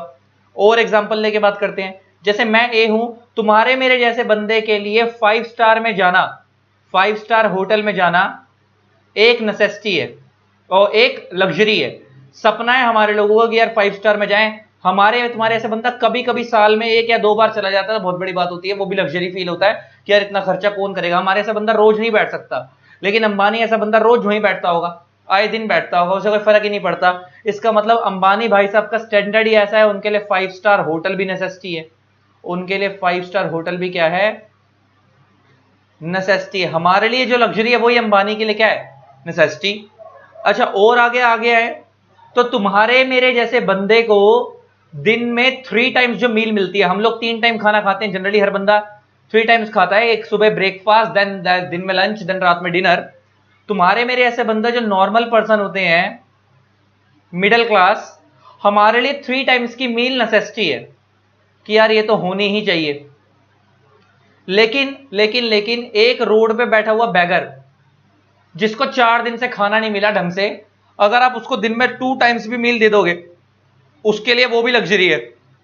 जो बेचारा दिन में 1 बार खाना खाकर सो जाता है, अगर आप उसको दिन में 2 बार का खाना भी दे दोगे, उसके लिए तो वो भी लग्जरी है कि हाँ 2 टाइम का खाना मिल गया। और एग्जाम्पल लेके बात करते हैं ताकि और अंडरस्टैंडिंग क्लियर हो। तुम्हारे मेरे ऐसा बंदा, जैसे मैं मान लो मिस्टर ए हूं, मैं रोज सुबह घर से डिओड्रेंट लगाकर निकलता हूं, डीओ लगाकर निकलता हूं, मैं परफ्यूम लगाकर निकलता हूं, ताकि आज के डे में हमारे को लगता है यार ये हमारे लिए नेसेसिटी है, ताकि एक फ्रेश फ्रेश फील हो, हम लोग निकलते हैं। लेकिन एक रोड साइड बैठा भिखारी या रोड साइड बैठा पर्सन जिसने आज तक 10 दिन में नहाता नहीं है, वो जिसको पानी नहीं है 10 डेज तक नहाने के लिए, पीने के लिए, वो बेचारा क्या डिओड्रेंट लगाएगा? अगर आप उसको डीओ लगा दो तो वो बेचारा 4 दिन अपने आप को सूंघ के खुश होता रहेगा। तो उसके लिए तो वो भी क्या है, लग्जरी है, उसके लिए तो वो डीओ क्या है, लग्जरी, और हमारे लिए क्या है, वो नेसेसिटी। इसका मतलब नेसेसिटी और लग्जरी की कोई डेफिनेशन है ही नहीं। The term necessity and luxury depends upon social status of a person. Necessity और लग्जरी बंदे की समाज में क्या औकात है उस पर डिपेंड करता है, and it varies from person to person. और ये पर्सन टू पर्सन क्या करता है, वेरी करता है। आपके लिए जो नेसेसिटी है वो जरूरी नहीं है किसी और के लिए नेसेसिटी हो। अब एक बात तो ये समझ आ गई। अब पर्सनल लायबिलिटी का मतलब समझ लेते हैं। जब हम शब्द बोलते हैं ना पर्सनली लायबल, हम बार बार बोलते हैं कि माइनर पर्सनली लायबल नहीं होगा। अब पर्सनली लायबल का मतलब क्या होता है, 2 मतलब निकलते हैं वैसे तो प्रैक्टिकल लाइफ में 2 निकलते हैं, लेकिन कॉन्ट्रैक्ट एक्ट के अकॉर्डिंग एक ही निकलता है। पर्सनली लायबल के प्रैक्टिकल लाइफ में 2 मतलब निकलते हैं कि एक जो बंदे की प्रॉपर्टी है वो, और एक बंदे की सब कुछ बिक गया, बिकने के बाद भी लॉ बोलता है कि आप पैसा कमाओ और चुकाते रहो। जैसे मान लो इस माइनर ने किसी मिस्टर सी से कर्जा लिया हुआ था 10 लाख रुपए का, और मान लो इसकी प्रॉपर्टी 6 लाख की थी खाली। एग्जाम्पल लेके बात कर रहे हैं, मान लो इसकी प्रॉपर्टी बिकवा दी गई, अगर वो उस प्रॉपर्टी से इसका 6 लाख वाला कर्जा चुका भी दिया गया, मतलब 6 लाख बेच के 10 लाख का कर्जा चुकाया भी गया, तो अभी भी स्टिल कितने लाख की डेफिशिएंसी है, 4 लाख की डेफिशिएंसी है। तो बेसिकली 4 लाख के लिए जब जनरली अगर सपोज ये माइनर ना हो, कोई मिस्टर ए हो और ये बंदा मेजर हो, तो अगर उसको पर्सनली लायबल ठहराया गया तो उसका मतलब यह है कि पहले उसकी सपोज प्रॉपर्टी बिकवा दी गई, तो 4 लाख के लिए वो पर्सनली लायबल होगा। पर्सनली लायबल का मतलब क्या है, वो डेली बेस पे कमाए और अपना कर्जा चुकाए, डेली बेस पे कमाता रहे और अपना कर्जा चुकाता रहे, उसे हम बोलते हैं पर्सनली लायबल। उसे हम क्या बोलते हैं, पर्सनली लायबल। तो पर्सनली लायबल के 2 मतलब निकलते हैं, एक तो उसकी प्रॉपर्टी बिकवाना, रियल लाइफ में बता रहा हूं, और दूसरा जब प्रॉपर्टी बिकवाने के बाद भी स्टिल अगर कर्जा बचा हुआ है, जैसे यहां पे 4 लाख का कर्जा भी स्टिल सर पे है ए के, तो उस केस में वो सारी जिंदगी कमाता रहेगा, और जब तक ये कर्जा नहीं चुकेगा तब तक वो पर्सनली चुकाता रहेगा, कमाता रहे और चुकाता रहे, उसकी सारी जिंदगी कर्जे में उतर लग जाएगी। इसे हम बोलते हैं पर्सनली लायबल। लेकिन यहां पे ना इधर 2 केस बनते हैं। लॉ कहता है कि अगर कोई माइनर नेसेसिटी लेके आया है, क्या लेके आया है, नेसेसिटी लेके आया है। अब नेसेसिटी का भी अब मैंने तुम्हारे को मतलब बता दिया कि नेसेसिटी की कोई स्टैंडर्ड डेफिनेशन नहीं है, it varies from person to person. लेकिन मान लेते हैं कि माइनर भिखारी है और उसको 2 दिन से खाना नहीं मिला, तो उसके लिए खाना ही नेसेसिटी है। तो मान लो माइनर जो है वो किसी मिस्टर ए के पास गया और उसको बोलता है कि भाई मेरे को 500 रुपए दे दे, ₹500 दे दे, मेरे को खाना खाना है, फूड खाना है, मैंने 2-3 दिन से खाना नहीं खाया। और ये जानता ही ये बंदा माइनर है, इसने स्टिल इसको 500 रुपए दे दिए, और माइनर ने बोला मैं 5 दिन बाद चुका दूंगा। माइनर ने क्या बोला, मैं आफ्टर 5 डेज चुका दूंगा। तो ऐसे केस के अंदर अगर माइनर की कोई पर्सनल प्रॉपर्टी है, लॉ कहता है ऐसे केस में, क्योंकि ये नेसेसिटी का केस है, अगर ऐसे केस में अगर माइनर की कोई पर्सनल प्रॉपर्टी है जो उसके नाम पे है, वो बेची जा सकती है और रिकवर हो सकता है, but only in case of necessities, only in case of necessities. लेकिन वो कभी भी पर्सनली लायबल नहीं होगा। तो सर फिर आप पर्सनली लायबल का मतलब क्या है? इसका मतलब यह है कि अगर माइनर ने 500 रुपए का लोन लिया और अगर वो नहीं चुका पा रहा, तो अगर इसके पास कोई प्रॉपर्टी पड़ी है तो वो बेची जा सकती है। लेकिन अगर सपोज इसके पास कोई प्रॉपर्टी नहीं है, बिल्कुल गरीब है, इसके पास कुछ है ही नहीं, तो ये पर्सनली लायबल नहीं है। मतलब इसके ऊपर ये वाला ऑर्डर नहीं आएगा कि कमा के दो, वो वाला ऑर्डर कभी भी माइनर के अगेंस्ट नहीं होगा। तो ले देखिए, क्योंकि कॉन्ट्रैक्ट एक्ट पर्सनली लायबल का मतलब प्रॉपर्टी बेचने वाले को नहीं मानता। कॉन्ट्रैक्ट एक्ट पर्सनली लायबल का मतलब ये मान के चलता है कि आप कभी भी, ऐसा नहीं है कि कमा कर चुकाओगे पैसा, आप लायबल नहीं हो, माइनर लायबल नहीं है। लेकिन नॉर्मल बंदा होगा तो कोर्ट ऑर्डर दे देगा।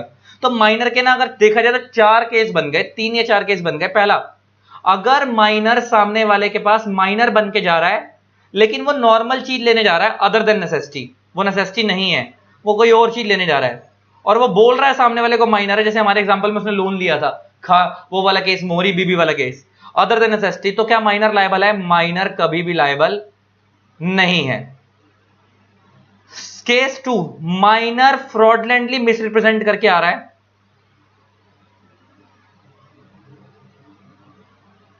मिसरिप्रेजेंट करके आ रहा है कि मैं मेजर हूं। क्या रिप्रेजेंट कर रहा है? मेजर है, और उसके बेस पे लोन लेके आया। क्या अब माइनर लायबल है? तो यस लायबल है, लेकिन खाली किस चीज के लिए? Only for restitution, only for restitution. Restitution का मतलब क्या होता है? माइनर की अपनी प्रॉपर्टी नहीं बिकवाई जाएगी इस केस में, मगर माइनर ना जितना पैसा सामने वाले से लेके आया, अगर उस पैसे में से कुछ बचा हुआ है या उस पैसे से कोई चीज खरीदी थी, वो चीज पड़ी हुई है, तो वो रिकवर करने के लिए कोर्ट ऑर्डर दे सकता है। ये इसका आंसर कहां से निकल के आया? खानगढ़ वाले केस से। और ऊपर वाले का आंसर कहां से निकल के आया था कि माइनर कभी भी लायबल नहीं है अगर अदर देन नेसेसिटी का केस है? वो आया था मोहरी बीबी के केस से कि माइनर कभी भी नॉर्मली लायबल नहीं है अगर उसकी कोई ड्यूटी बनती है। लेकिन नीचे वाले केस में अगर माइनर फ्रॉड करता है, ये बोलता है मैं मेजर हूं और ऐसे करके आता, तो वो उसकी प्रॉपर्टी वगैरह कुछ नहीं बिकवाई जाएगी, वो पर्सनली लायबल भी नहीं है, लेकिन वो रेस्टिट्यूशन के लिए लायबल है, रेस्टिट्यूशन के लिए लायबल है। फिर तीसरा केस आता है, क्या माइनर नेसेसिटी के लिए लायबल है? तो सर नेसेसिटी के लिए वो पर्सनली लायबल तो नहीं है, पर्सनली लायबल तो नहीं है, क्योंकि यहां पे मैंने तुम्हें बताया रियल लाइफ में पर्सनल लायबिलिटी की 2 मतलब होती है, उसकी कोई खुद की प्रॉपर्टी, या फिर वो जब प्रॉपर्टी बिक गई तो उसके बाद भी वो पर्सनली बैठ के चुकाता रहेगा पैसा कमा कर, वो 2 मतलब होते हैं रियल लाइफ में। लेकिन कॉन्ट्रैक्ट एक्ट पर्सनल लायबिलिटी का खाली एक ही मतलब मान के चलता है कि बंदे की प्रॉपर्टी बिकने के बाद जो वो पर्सनली चुका रहा है उसे वो पर्सनल लायबल गिनता है। तो क्या नेसेसिटी के केस में पर्सनली लायबल है? नहीं। लेकिन क्या उसकी प्रॉपर्टी अगर कोई पड़ी हुई है तो बिकवाई जा सकती है? यस। तो नेसेसिटी, अच्छा ऊपर वाले केस में, इन 2 केस में तो उसकी प्रॉपर्टी तक नहीं बिकवाई जा सकती, इन 2 केस में तो उसकी प्रॉपर्टी तक सेल नहीं की जा सकती। नेसेसिटी के केस में उसकी प्रॉपर्टी बिकवाई जा सकती है अगर वो नेसेसिटी लेके आया, लेकिन वो पर्सनली लायबल नहीं है। पर्सनली लायबल का मतलब क्या है कि सपोज प्रॉपर्टी उसकी बिकवा दी, प्रॉपर्टी 5 लाख की थी, कर्जा उसके ऊपर 10 लाख का था, तो रिमेनिंग के 5 लाख के लिए वो सारी जिंदगी कमा कर नहीं चुकाएगा, बात खत्म। तो ले दे के एक नोट डल गया 3 केस बनने के बाद, minor can never become personally liable. Minor personally liable कभी नहीं बन सकता, अगर उसकी प्रॉपर्टी है तो वो बिकवाई जा सकती है, लेकिन only in case of necessities, otherwise नहीं। तो अब जरा देखो, minor's liability for necessity, scope of liability as per section 68, a minor is liable for necessities supplied to him. Minor liable है नेसेसिटीज के लिए और any other person who is dependent upon him. अगर माइनर नेसेसिटी खुद लेके आया है या किसी और के लिए लेके आया, जैसे सपोज मान लो any other person who is dependent upon him, मान लो कि एक माइनर है, ये खुद नेसेसिटी लेने नहीं गया, मान लो इसकी एक मदर है, इसके फादर नहीं है, इसके फादर है नहीं, इसकी खाली मदर है, तो इसने अपनी मदर को भेज दिया कि जाकर आप नेसेसिटी लेकर आओ, घर का राशन लेके आओ, घर नहीं चल रहा। तो इसकी मदर लेने गई और ये बोला कि मेरा बेटा चुकाएगा, और उसका बेटा कौन है? माइनर। तो लॉ कहता है माइनर यहां पे भी लायबल होगा, लेकिन खाली किस चीज के लिए? नेसेसिटी का केस है इसलिए लायबल है, लेकिन पर्सनली लायबल नहीं होगा, अगर माइनर की कोई प्रॉपर्टी है और अगर कल को माइनर नहीं चुकाता तो उसकी प्रॉपर्टी बेच के रिकवर हो सकता है, लेकिन माइनर कभी भी पर्सनली लायबल नहीं होगा, लेकिन प्रॉपर्टी है तो बिकवा दी जाएगी। तो ले देखिए, दो चीजों के लिए माइनर लायबल, या तो वो खुद लेके आए या उसके बिहाफ पे कोई और बंदा लेके आए, any other person is dependent upon him. जैसे एग्जांपल, हमारे एग्जांपल में उसकी मदर उस माइनर पे डिपेंडेंट है, तो वो उसके कर्जों के लिए लायबल है। नीचे कंडीशंस क्या है, the liability is only for necessities of life, minor की लाइबिलिटी खाली नेसेसिटीज के लिए है। The term necessity means necessity of life as per the social status and condition of the minor. आ गई ना बात, नेसेसिटी जो होगी वो बंदे के सोशल स्टेटस पे डिपेंड करती है। अब तुम सोचो, कितने लोग इंडिया में गोल्ड जो होता है, गोल्ड हो गया, डायमंड हो गया, उसको लग्जरी मानते हैं, राइट।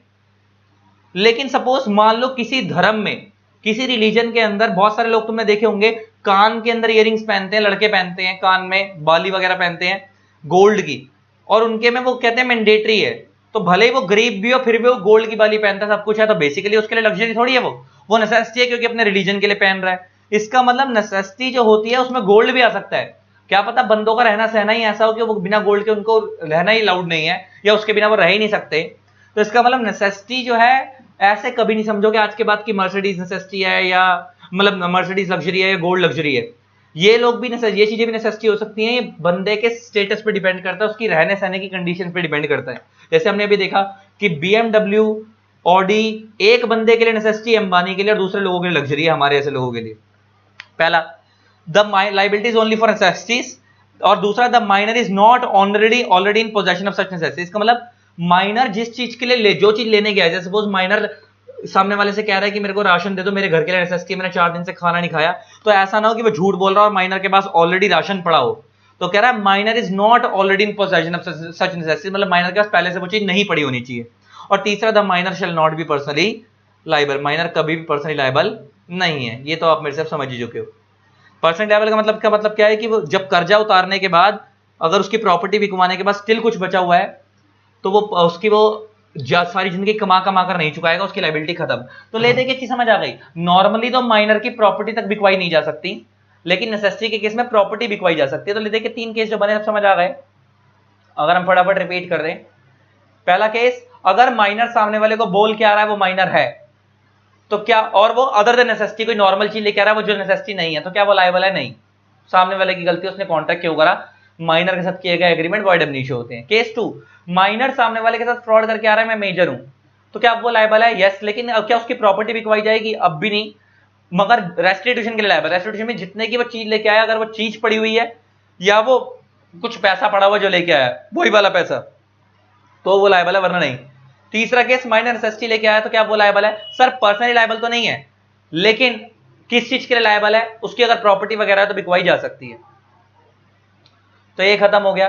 अब आता है position of a minor. Position of a minor, minor पहला पॉइंट, ये पॉइंट इंपॉर्टेंट है, छोटे छोटे से हैं लेकिन इंपॉर्टेंट है। पहला, minor can not become a guarantor, minor can not become a guarantor, minor can not become a guarantor.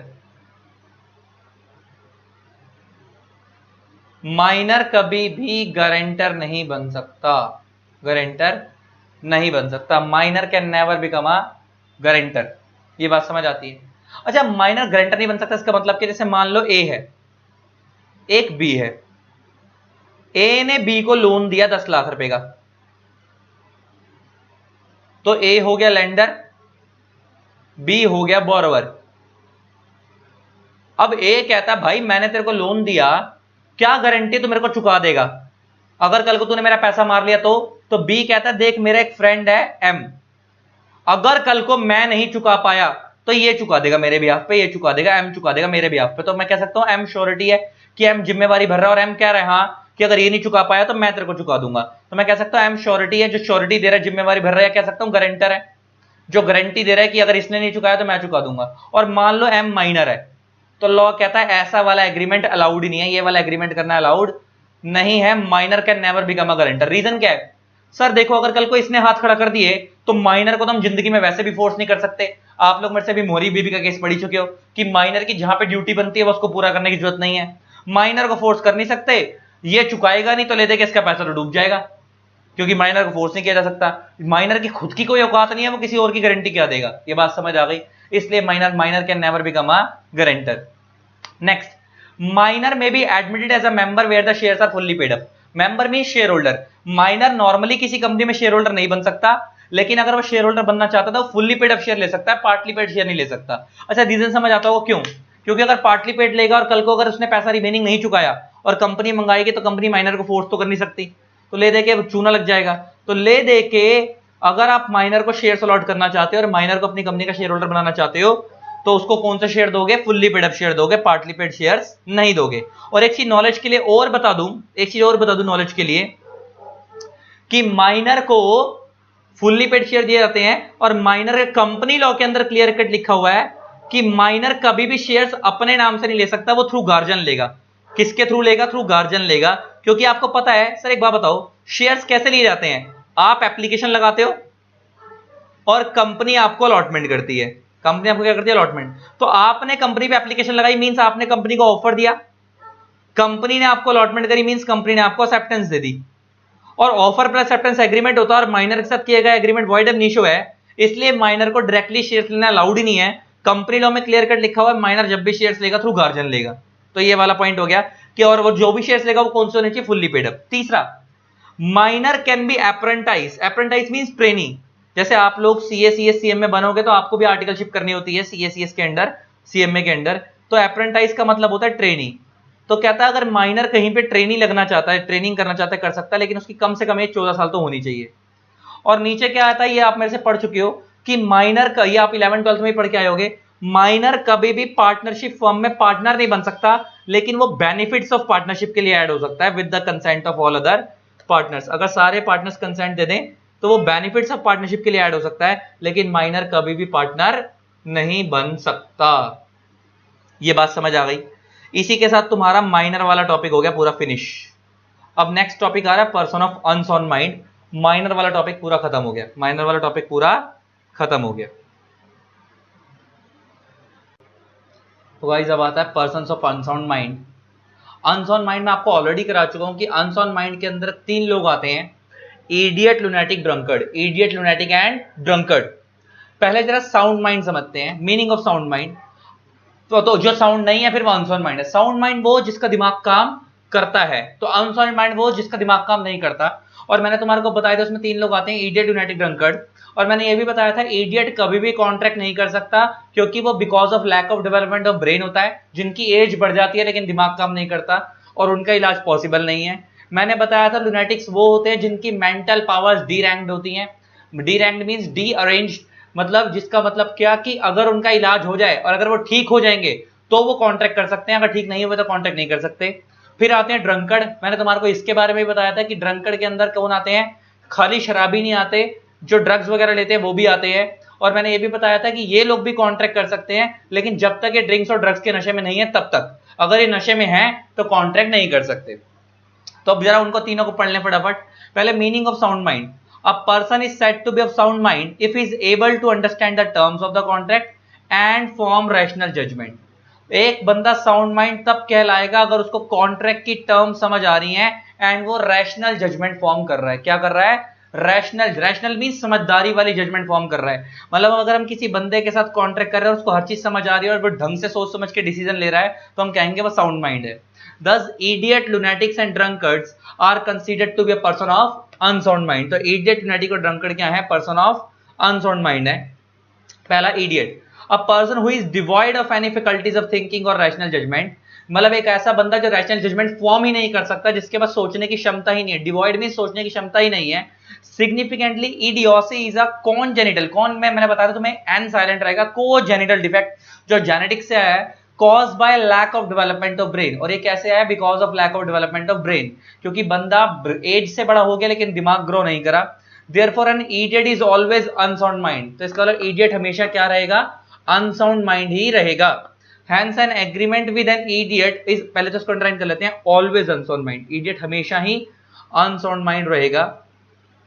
Hence an agreement with an idiot is absolutely void as he is not capable of understanding it। तो कह रहा है agreement idiot के साथ हमेशा absolutely void होता है, क्योंकि वो उस कॉन्ट्रैक्ट को समझ ही नहीं सकता।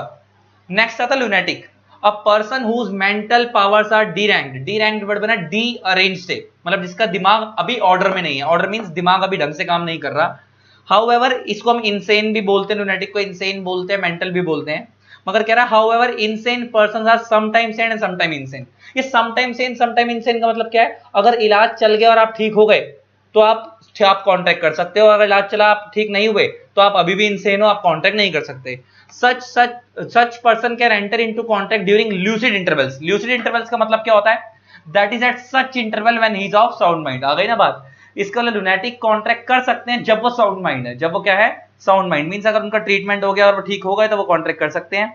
ट्रीटमेंट हुआ और वो ठीक नहीं हुआ तो कॉन्ट्रैक्ट नहीं कर सकते। और इडियट्स का तो ट्रीटमेंट पॉसिबल ही नहीं होता, इसीलिए इंडिया में इडियट हॉस्पिटल नहीं होते। इंडिया में क्या, दुनिया में इडियट हॉस्पिटल नहीं होते, मेंटल हॉस्पिटल होते हैं। क्योंकि मेंटल्स का इलाज करना पॉसिबल है लेकिन इडियट्स का इलाज करना पॉसिबल नहीं है। और लास्ट आता है drunkard, a person under the influence of drink और drugs stands on the same footing as a lunatic. तो कह रहा है जो बंदा ड्रिंक्स के नशे में है, ड्रग्स के नशे में है, वो लुनेटिक की फुटिंग पे ही आता है। लुनेटिक की फुटिंग पे समझ आता है? इसका मतलब आ गया आपको समझ, लुनेटिक की कैटेगरी पे ही आता है। इसका मतलब क्या है कि वो भी जब तक ड्रिंक्स और ड्रग्स के नशे में है तब तक हम उसे मान लेंगे वो लुनेटिक है, मींस पागल है, तब तक वो कॉन्ट्रैक्ट नहीं कर सकता। और एक बार वो ड्रिंक्स और ड्रग्स के नशे से बाहर आ जाएगा तो वो कॉन्ट्रैक्ट कर सकता है। तो फटाफट समरी, इडियट कभी भी नहीं कर सकता। लुनेटिक का अगर ट्रीटमेंट पॉसिबल हो जाए तो वो कॉन्ट्रैक्ट कर सकता है, वरना नहीं कर सकता। अगर ड्रंकर ड्रिंक्स और ड्रग्स के नशे में नहीं है तो वो कॉन्ट्रैक्ट कर सकता है, वरना नहीं कर सकता। प्रिजम्पशन, लॉ क्या प्रिज्यूम करता है? Generally law presumes that every person is of sound mind. Generally law तो यही मान के चलता है कि हर बंदा साउंड माइंड है। क्योंकि अब से एक बात बताओ, जब तुम किसी की दुकान पे जाते हो, तो सपोज तुम किसी एसी वाले की दुकान पे गए, फ्रिज वाले की दुकान पे गए, तुम 3-4 फ्रिज देख रहे हो और तुम उसकी डोर खोल के देख रहे हो ये घर के लिए सूट बैठेगा नहीं बैठेगा, तो सामने वाला आपको ये पागल समझ रहा होता है। हालांकि कुछ दुकानदार समझ रहे होते हैं पागल है, हर चीज चेक कर रहा है, लेकिन किसी के पागल समझने से आप पागल नहीं हो। जब तक पागल को पागल कोर्ट डिक्लेयर नहीं करेगा तब तक पागल पागल नहीं है। तो ले देखे, लॉ तो हर किसी को साउंड माइंड मान के चलता है, लेकिन इन 3 केस में आप साउंड माइंड नहीं माने जाओगे ऊपर वालों में। रिक्वायरमेंट ऑफ लॉ, ये रिक्वायरमेंट ऑफ लॉ सिर्फ सीधी सी, इसको ऐसे समझ लो, टाइप्स ऑफ पर्सन। इसमें ये बता रहा है, पहला कहता है साउंड माइंड, कहता है हु कैन एंटर इन, पहले यहां पे लिखा टाइप ऑफ पर्सन, यहां पे लिखा है when can he make contract. तो पहला, अब आपको पता है साउंड माइंड तो हमेशा कॉन्ट्रैक्ट कर सकता है, लेकिन अगर वो अनसाउंड हो गया तो कॉन्ट्रैक्ट नहीं कर सकता। तो पहले ये लिखा है he can enter into contract at all the time but he can not enter into contract when he is of unsound mind. आ गई ना बात? साउंड माइंड वाला बंदा हमेशा कॉन्ट्रैक्ट कर सकता है, लेकिन अगर वो अनसाउंड हो गया तो कॉन्ट्रैक्ट नहीं कर सकता। अब नीचे आओ अनसाउंड माइंड वाले में, अनसाउंड माइंड वाला कभी भी कॉन्ट्रैक्ट नहीं कर सकता, लेकिन अगर वो साउंड हो गया तो कर सकता है। दोनों एक दूसरे के उल्टे हो गए ना। साउंड माइंड वाला बंदा हमेशा कर सकता है, लेकिन भगवान न करे वो कभी अगर पागल हो गया तो नहीं कर सकता। अनसाउंड माइंड वाला कभी नहीं कर सकता, लेकिन अगर भगवान ने चाहा वो ठीक हो गया तो कर सकता है। तो वही लिखा हुआ है, पहले साउंड माइंड में पढ़ो, ही can enter into contract at all the time but he can not enter into contract when he is of unsound mind. अब अनसाउंड माइंड वाले में पढ़ो, he can enter into contract only at such interval of time if any when he is of sound mind। आ गई ना बात? Unsound mind वाला बंदा सिर्फ कॉन्ट्रैक्ट कब कर सकता है? जब वो साउंड माइंड है। अगर उसका इलाज हो गया और वो ठीक हो गया तो ही कर सकता है, वरना नहीं कर सकता। अब आता है पर्सन डिस्क्वालिफाइड बाय लॉ, ये चीज बड़ी इंपॉर्टेंट है। अच्छा, वर्ड मैंने तुम्हारे को लास्ट क्लास में बता दिया था, पर्सन का मतलब क्या होता है? Person includes artificial person as well as natural person. तो आर्टिफिशियल में कंपनीज आती है, नेचुरल पर्सन में ह्यूमन बींग्स आते हैं। तो पहला पॉइंट ये है, ये वो कैटेगरी है, मैंने तुम्हारे को बताया भी था कि ये वो लोग हैं जो डिस्क्वालिफाइड बाय लॉ है, और ये डिस्क्वालिफाइड बाय लॉ है तो कॉन्ट्रैक्ट नहीं कर सकते। आपने देखा था ना, 3 लोग इनकम्पिटेंट पार्टी होते हैं, माइनर, और आपने माइनर वाला टॉपिक डिटेल में पढ़ लिया। नेक्स्ट होता है अनसाउंड माइंड, आपने अनसाउंड माइंड वाला टॉपिक भी डिटेल में पढ़ लिया। और तीसरा होता है पर्सन डिस्क्वालिफाइड बाय लॉ, अब आप उसी को डिटेल में पढ़ रहे हो। तो पहला company, a company is a legal person. आपको पता है ना, कंपनी की सेपरेट लीगल एंटिटी होती है और कंपनी अपने नाम से कॉन्ट्रैक्ट कर सकती है। जैसे एग्जांपल लेके बात करें, रिलायंस इंडस्ट्रीज लिमिटेड जो है, रिलायंस इंडस्ट्रीज लिमिटेड, और आपको पता है रिलायंस इंडस्ट्रीज लिमिटेड के जो मालिक हैं वो कौन है? मुकेश अंबानी भाई साहब, मुकेश अंबानी जी। आपको पता है रिलायंस इंडस्ट्रीज लिमिटेड के क्या है? मालिक हैं, प्रमोटर हैं, डायरेक्टर बोल लो। और रिलायंस इंडस्ट्रीज लिमिटेड को मान लो कोई लैंड खरीदनी है, तो हम ये नहीं बोलेंगे कि वो लैंड अंबानी खरीद रहा है, हम क्या बोलेंगे? रिलायंस खुद खरीद रही है। मतलब कंपनी अपने नाम से कॉन्ट्रैक्ट कर सकती है। कंपनी की क्या होती है? Separate legal entity, means company अपने नाम से कॉन्ट्रैक्ट कर सकती है, कंपनी अपने नाम से केस कर सकती है, सब कुछ कर सकती है कंपनी अपने नाम से। तो रिलायंस इंडस्ट्रीज लिमिटेड, मुकेश अंबानी भाई साहब जो हैं, अगर ये इसको चला भी रहे हैं लेकिन कंपनी अपने नाम से कॉन्ट्रैक्ट कर रही है। सेम अगर मान लो रिलायंस ने कोई फ्रॉड करा, रिलायंस ने लोगों का पैसा मार लिया, तो केस अंबानी पे नहीं होगा, केस रिलायंस पे होगा, क्योंकि रिलायंस ने हरकत करी है, कंपनी की खुद की क्या है, एक पहचान है। तो इसको हम बोलते हैं सेपरेटली एंटिटी। तो इसका मतलब क्या है, कंपनी भी एक पर्सन है, तो company is a legal person, therefore it can enter into contract in its own name, अपने नाम से कॉन्ट्रैक्ट कर सकती है। However a company is disqualified to enter into any contract which falls outside the scope of object clause of MOA। आपने पढ़ा था दो चीजें होती हैं कंपनी, 11 12 में आपको पढ़ाया गया होगा। कंपनी के केस के अंदर एक होता है MOA, एक होता है AOA। MOA का मतलब होता है memorandum of association,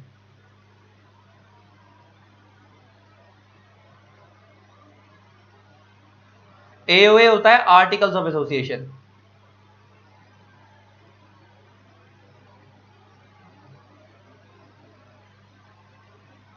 memorandum of association, articles of association.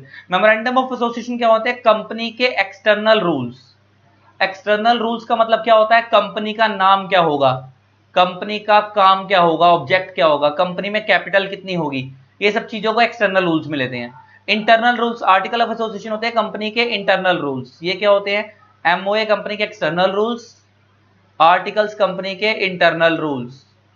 ये क्या होते हैं, इसके अंदर क्या होता है, कंपनी चलेगी कैसे, साल में मीटिंग्स कितनी होंगी डायरेक्टर्स की, साल में शेयर होल्डर्स कितनी बार आएंगे, डायरेक्टर्स कितनी बार मीटिंग करेंगे, कंपनी में कितने डायरेक्टर होंगे, ये सब चीजें यहाँ लिखी होती हैं।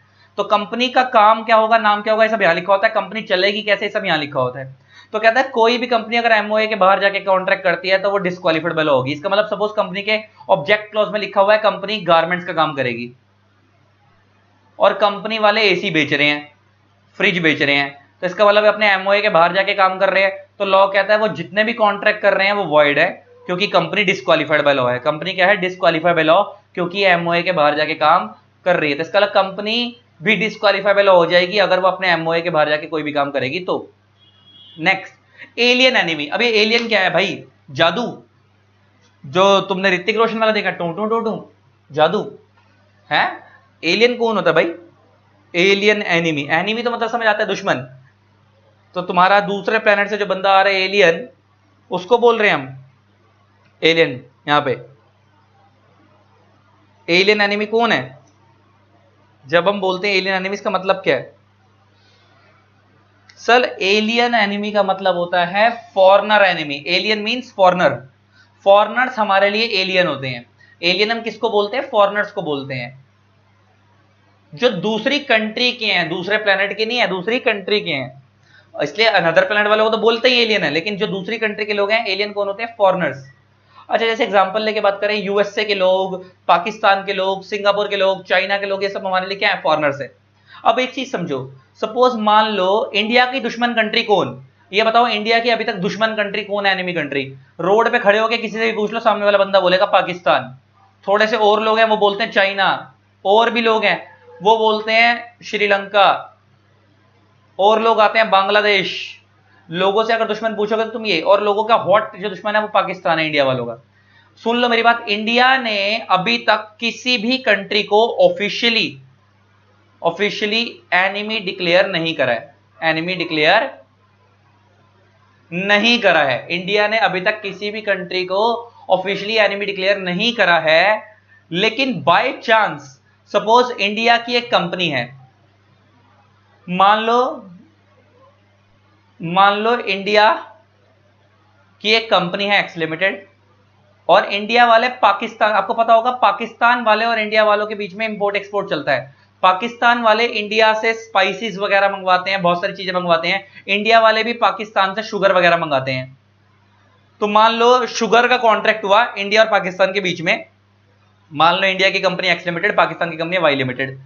ये जो कॉन्ट्रैक्ट हुआ इनके बीच में शुगर भिजवाने का, कि पाकिस्तान वाले यहां भिजवाएंगे शुगर, ये आना था 3 महीने में, कॉन्ट्रैक्ट होने के 3 महीने में शुगर आनी थी इंडिया में।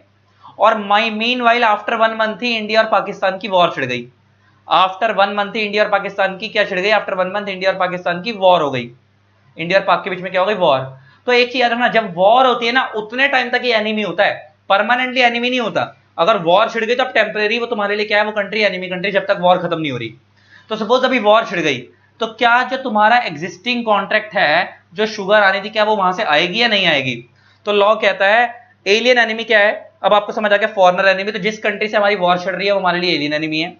अब वो क्या कहता है, existing contract is suspended until the war is over, जो आपने एग्जिस्टिंग कॉन्ट्रैक्ट किए हुए वो सस्पेंड हो जाएंगे जब तक वॉर खत्म नहीं होती। जैसे यहाँ पे वॉर चल रही है तो ये वाला जो कॉन्ट्रैक्ट शुगर का हुआ है, मान लो 1000 kg शुगर आनी थी तो ये सस्पेंड हो जाएगी। 1000 kg तो मैं बहुत छोटे एग्जांपल ले रहा हूँ, लाखों केजीज के अंदर ही आएगी, लेकिन एग्जांपल लेके बात कर रहे हैं। तो वो एग्जिस्टिंग कॉन्ट्रैक्ट सस्पेंड हो जाएगा। लॉ कहता है एग्जिस्टिंग सस्पेंड हो जाएगा जब तक वॉर खत्म नहीं होती, फ्रेश कॉन्ट्रैक्ट आप एंटर नहीं कर सकते। मतलब ये जो चल रहा था ये तो खत्म हो जाएगा, रुक जाएगा यहीं तक, और आप नया कॉन्ट्रैक्ट करना चाहो कि ये वाला मार और भिजवा दो तो वो तो आप कर ही नहीं सकते। फ्रेश कॉन्ट्रैक्ट एंटर नहीं कर सकते जब तक वॉर खत्म नहीं होती। एग्जिस्टिंग वाला भी अभी रुक जाएगा, वो भी सस्पेंड हो जाएगा। लेकिन लेकिन लेकिन नीचे आओ, परमिशन ऑफ सेंट्रल गवर्नमेंट, अगर सेंट्रल गवर्नमेंट परमिशन दे दे तो एग्जिस्टिंग कॉन्ट्रैक्ट एनफोर्स हो जाएगा और फ्रेश कॉन्ट्रैक्ट एंटर हो जाएगा। इसका मतलब क्या है कि सपोज इंडिया और पाकिस्तान के बीच में जो कॉन्ट्रैक्ट हुआ है, अगर सेंट्रल गवर्नमेंट परमिशन दे दे कि शुगर आने दो, भले ही वॉर चल रही है और सेंट्रल गवर्नमेंट इंडिया की बोलते शुगर आने दो, तो फिर वो एग्जिस्टिंग कॉन्ट्रैक्ट क्या हो जाएगा, एनफोर्स। और सपोज सेंट्रल गवर्नमेंट को अगर लगता है कि यार वॉर, इंडिया में शुगर की शॉर्टेज ना हो जाए वॉर के चक्कर में, और अगर ये कंपनी फ्रेश कॉन्ट्रैक्ट भी एंटर करना चाहती है तो कर सकती है। सेंट्रल गवर्नमेंट अगर चाहे तो वो भी अलाउ कर सकता है। तो ले देखिए एक चीज समझ आ गई, नॉर्मली आप ये मान के चलोगे कि अगर दो कंट्री के बीच में वॉर छिड़ रही है, वॉर छिड़ गई है, तो वो दूसरी कंट्री हमारे लिए एनिमी कंट्री है, और एग्जिस्टिंग कॉन्ट्रैक्ट जो है वो सस्पेंड हो जाएगा उसके साथ, वो भी पूरा नहीं हो सकता और फ्रेश कॉन्ट्रैक्ट एंटर ही नहीं होगा। लेकिन अगर सेंट्रल गवर्नमेंट परमिशन दे दे तो एग्जिस्टिंग कॉन्ट्रैक्ट एनफोर्स हो जाएगा, मतलब वो वाला पूरा हो जाएगा और फ्रेश कॉन्ट्रैक्ट भी एंटर हो जाएगा। ये हो गया सेकंड केस। अब आता है फॉरेन डिप्लोमेट्स। थर्ड क्या है, फॉरेन डिप्लोमेट्स। ये फॉरेन डिप्लोमेट्स कौन होते हैं जरा ये समझो। ये फॉरेन डिप्लोमेट्स वो होते हैं जो फॉरेन एम्बेसी के लोग होते हैं। फॉरेन डिप्लोमेट्स कौन होते हैं, फॉरेन डिप्लोमेट्स कौन होते हैं,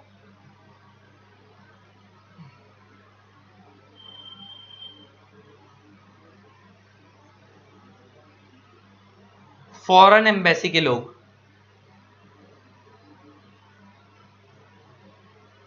फॉरेन एम्बेसी के लोग, जैसे सपोज इंडिया में कोई पाकिस्तान एम्बेसी का बंदा आया हुआ है और सपोज वो इंडिया में आके बोल रहा पाकिस्तान जिंदाबाद। अब तुम खुद सोचा हम इंडिया वाले क्या करेंगे उसका, ये तो तुम्हें खुद पता है, मेरे को बताने की जरूरत नहीं है।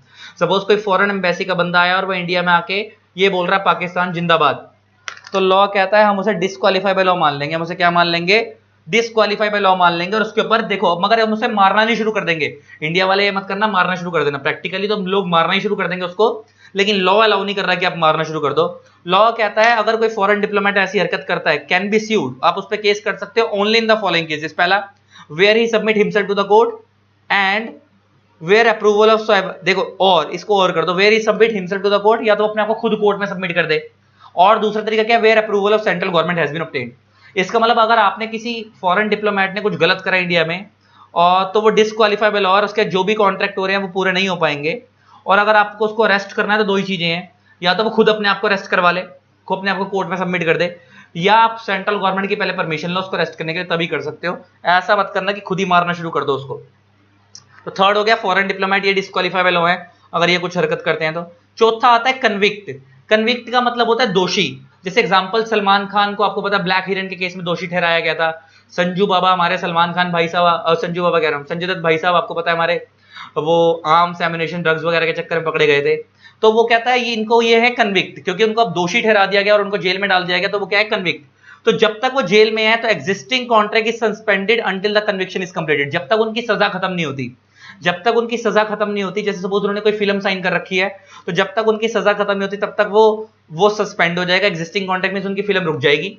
फ्रेश कॉन्ट्रैक्ट वो कोई नई पिक्चर साइन नहीं कर सकते, can not be entered into, नई पिक्चर वो साइन नहीं कर सकते। लेकिन अब तीसरा पॉइंट इंपॉर्टेंट है, अगर सेंट्रल गवर्नमेंट परमिशन दे दे तो एग्जिस्टिंग कॉन्ट्रैक्ट एनफोर्स हो सकता है, फ्रेश कॉन्ट्रैक्ट एंटर हो सकता है। इसका मतलब क्या है, अगर सेंट्रल गवर्नमेंट परमिशन दे दे तो वो बीच में से, जेल के बीच में भी शूटिंग के लिए बाहर जा सकते हैं, और चाहे तो वो नई पिक्चर भी साइन कर सकते हैं। और प्रैक्टिकली ऐसा ही होता है, तुमने देखा भी होगा, जब ये लोग जेल में भी होते हैं तब भी बीच बीच में शूटिंग के लिए बाहर आ जाते हैं परमिशन लेके। तो वो ये वाला केस होता है, अगर परमिशन मिल जाएगी तो ये बाहर आ सकते हैं। इसी के साथ तुम्हारा ये वाला टॉपिक भी हो गया खत्म। कौन सा वाला टॉपिक खत्म हो गया तुम्हारा, ये हो गया तुम्हारा पूरा टोटल में अनसॉन माइंड वाला पूरा टॉपिक खत्म हो गया। अनसॉन माइंड में 3 लोग आते हैं, अनसॉन माइंड कह रहा हूं, सॉरी, इनकम्पिटेंट पार्टी वाला पूरा टॉपिक खत्म हो गया। इनकम्पिटेंट पार्टी में 3 लोग आते हैं, minor, unsound mind, disqualified by law. तो third category disqualified by law, हमने माइनर भी पढ़ लिया, अनसॉन माइंड भी पढ़ लिया। अब अगले टॉपिक फ्री कंसेंट है, वो अगली क्लास से करेंगे डिटेल के अंदर, अगले लेक्चर में। आई होप आपको वीडियो अच्छी लगी होगी। इस वीडियो को यहीं खत्म करते हैं। इसी तरीके से वीडियोस को प्यार देते रहें। Keep loving, keep supporting. जिन लोगों ने अभी तक हमारे चैनल को सब्सक्राइब नहीं करा, सब्सक्राइब कर देना, साथ में बेल आइकन को प्रेस कर देना ताकि आपको मेरे न्यू वीडियोस की नोटिफिकेशन मिलती रहे। Thanks a lot, bye bye.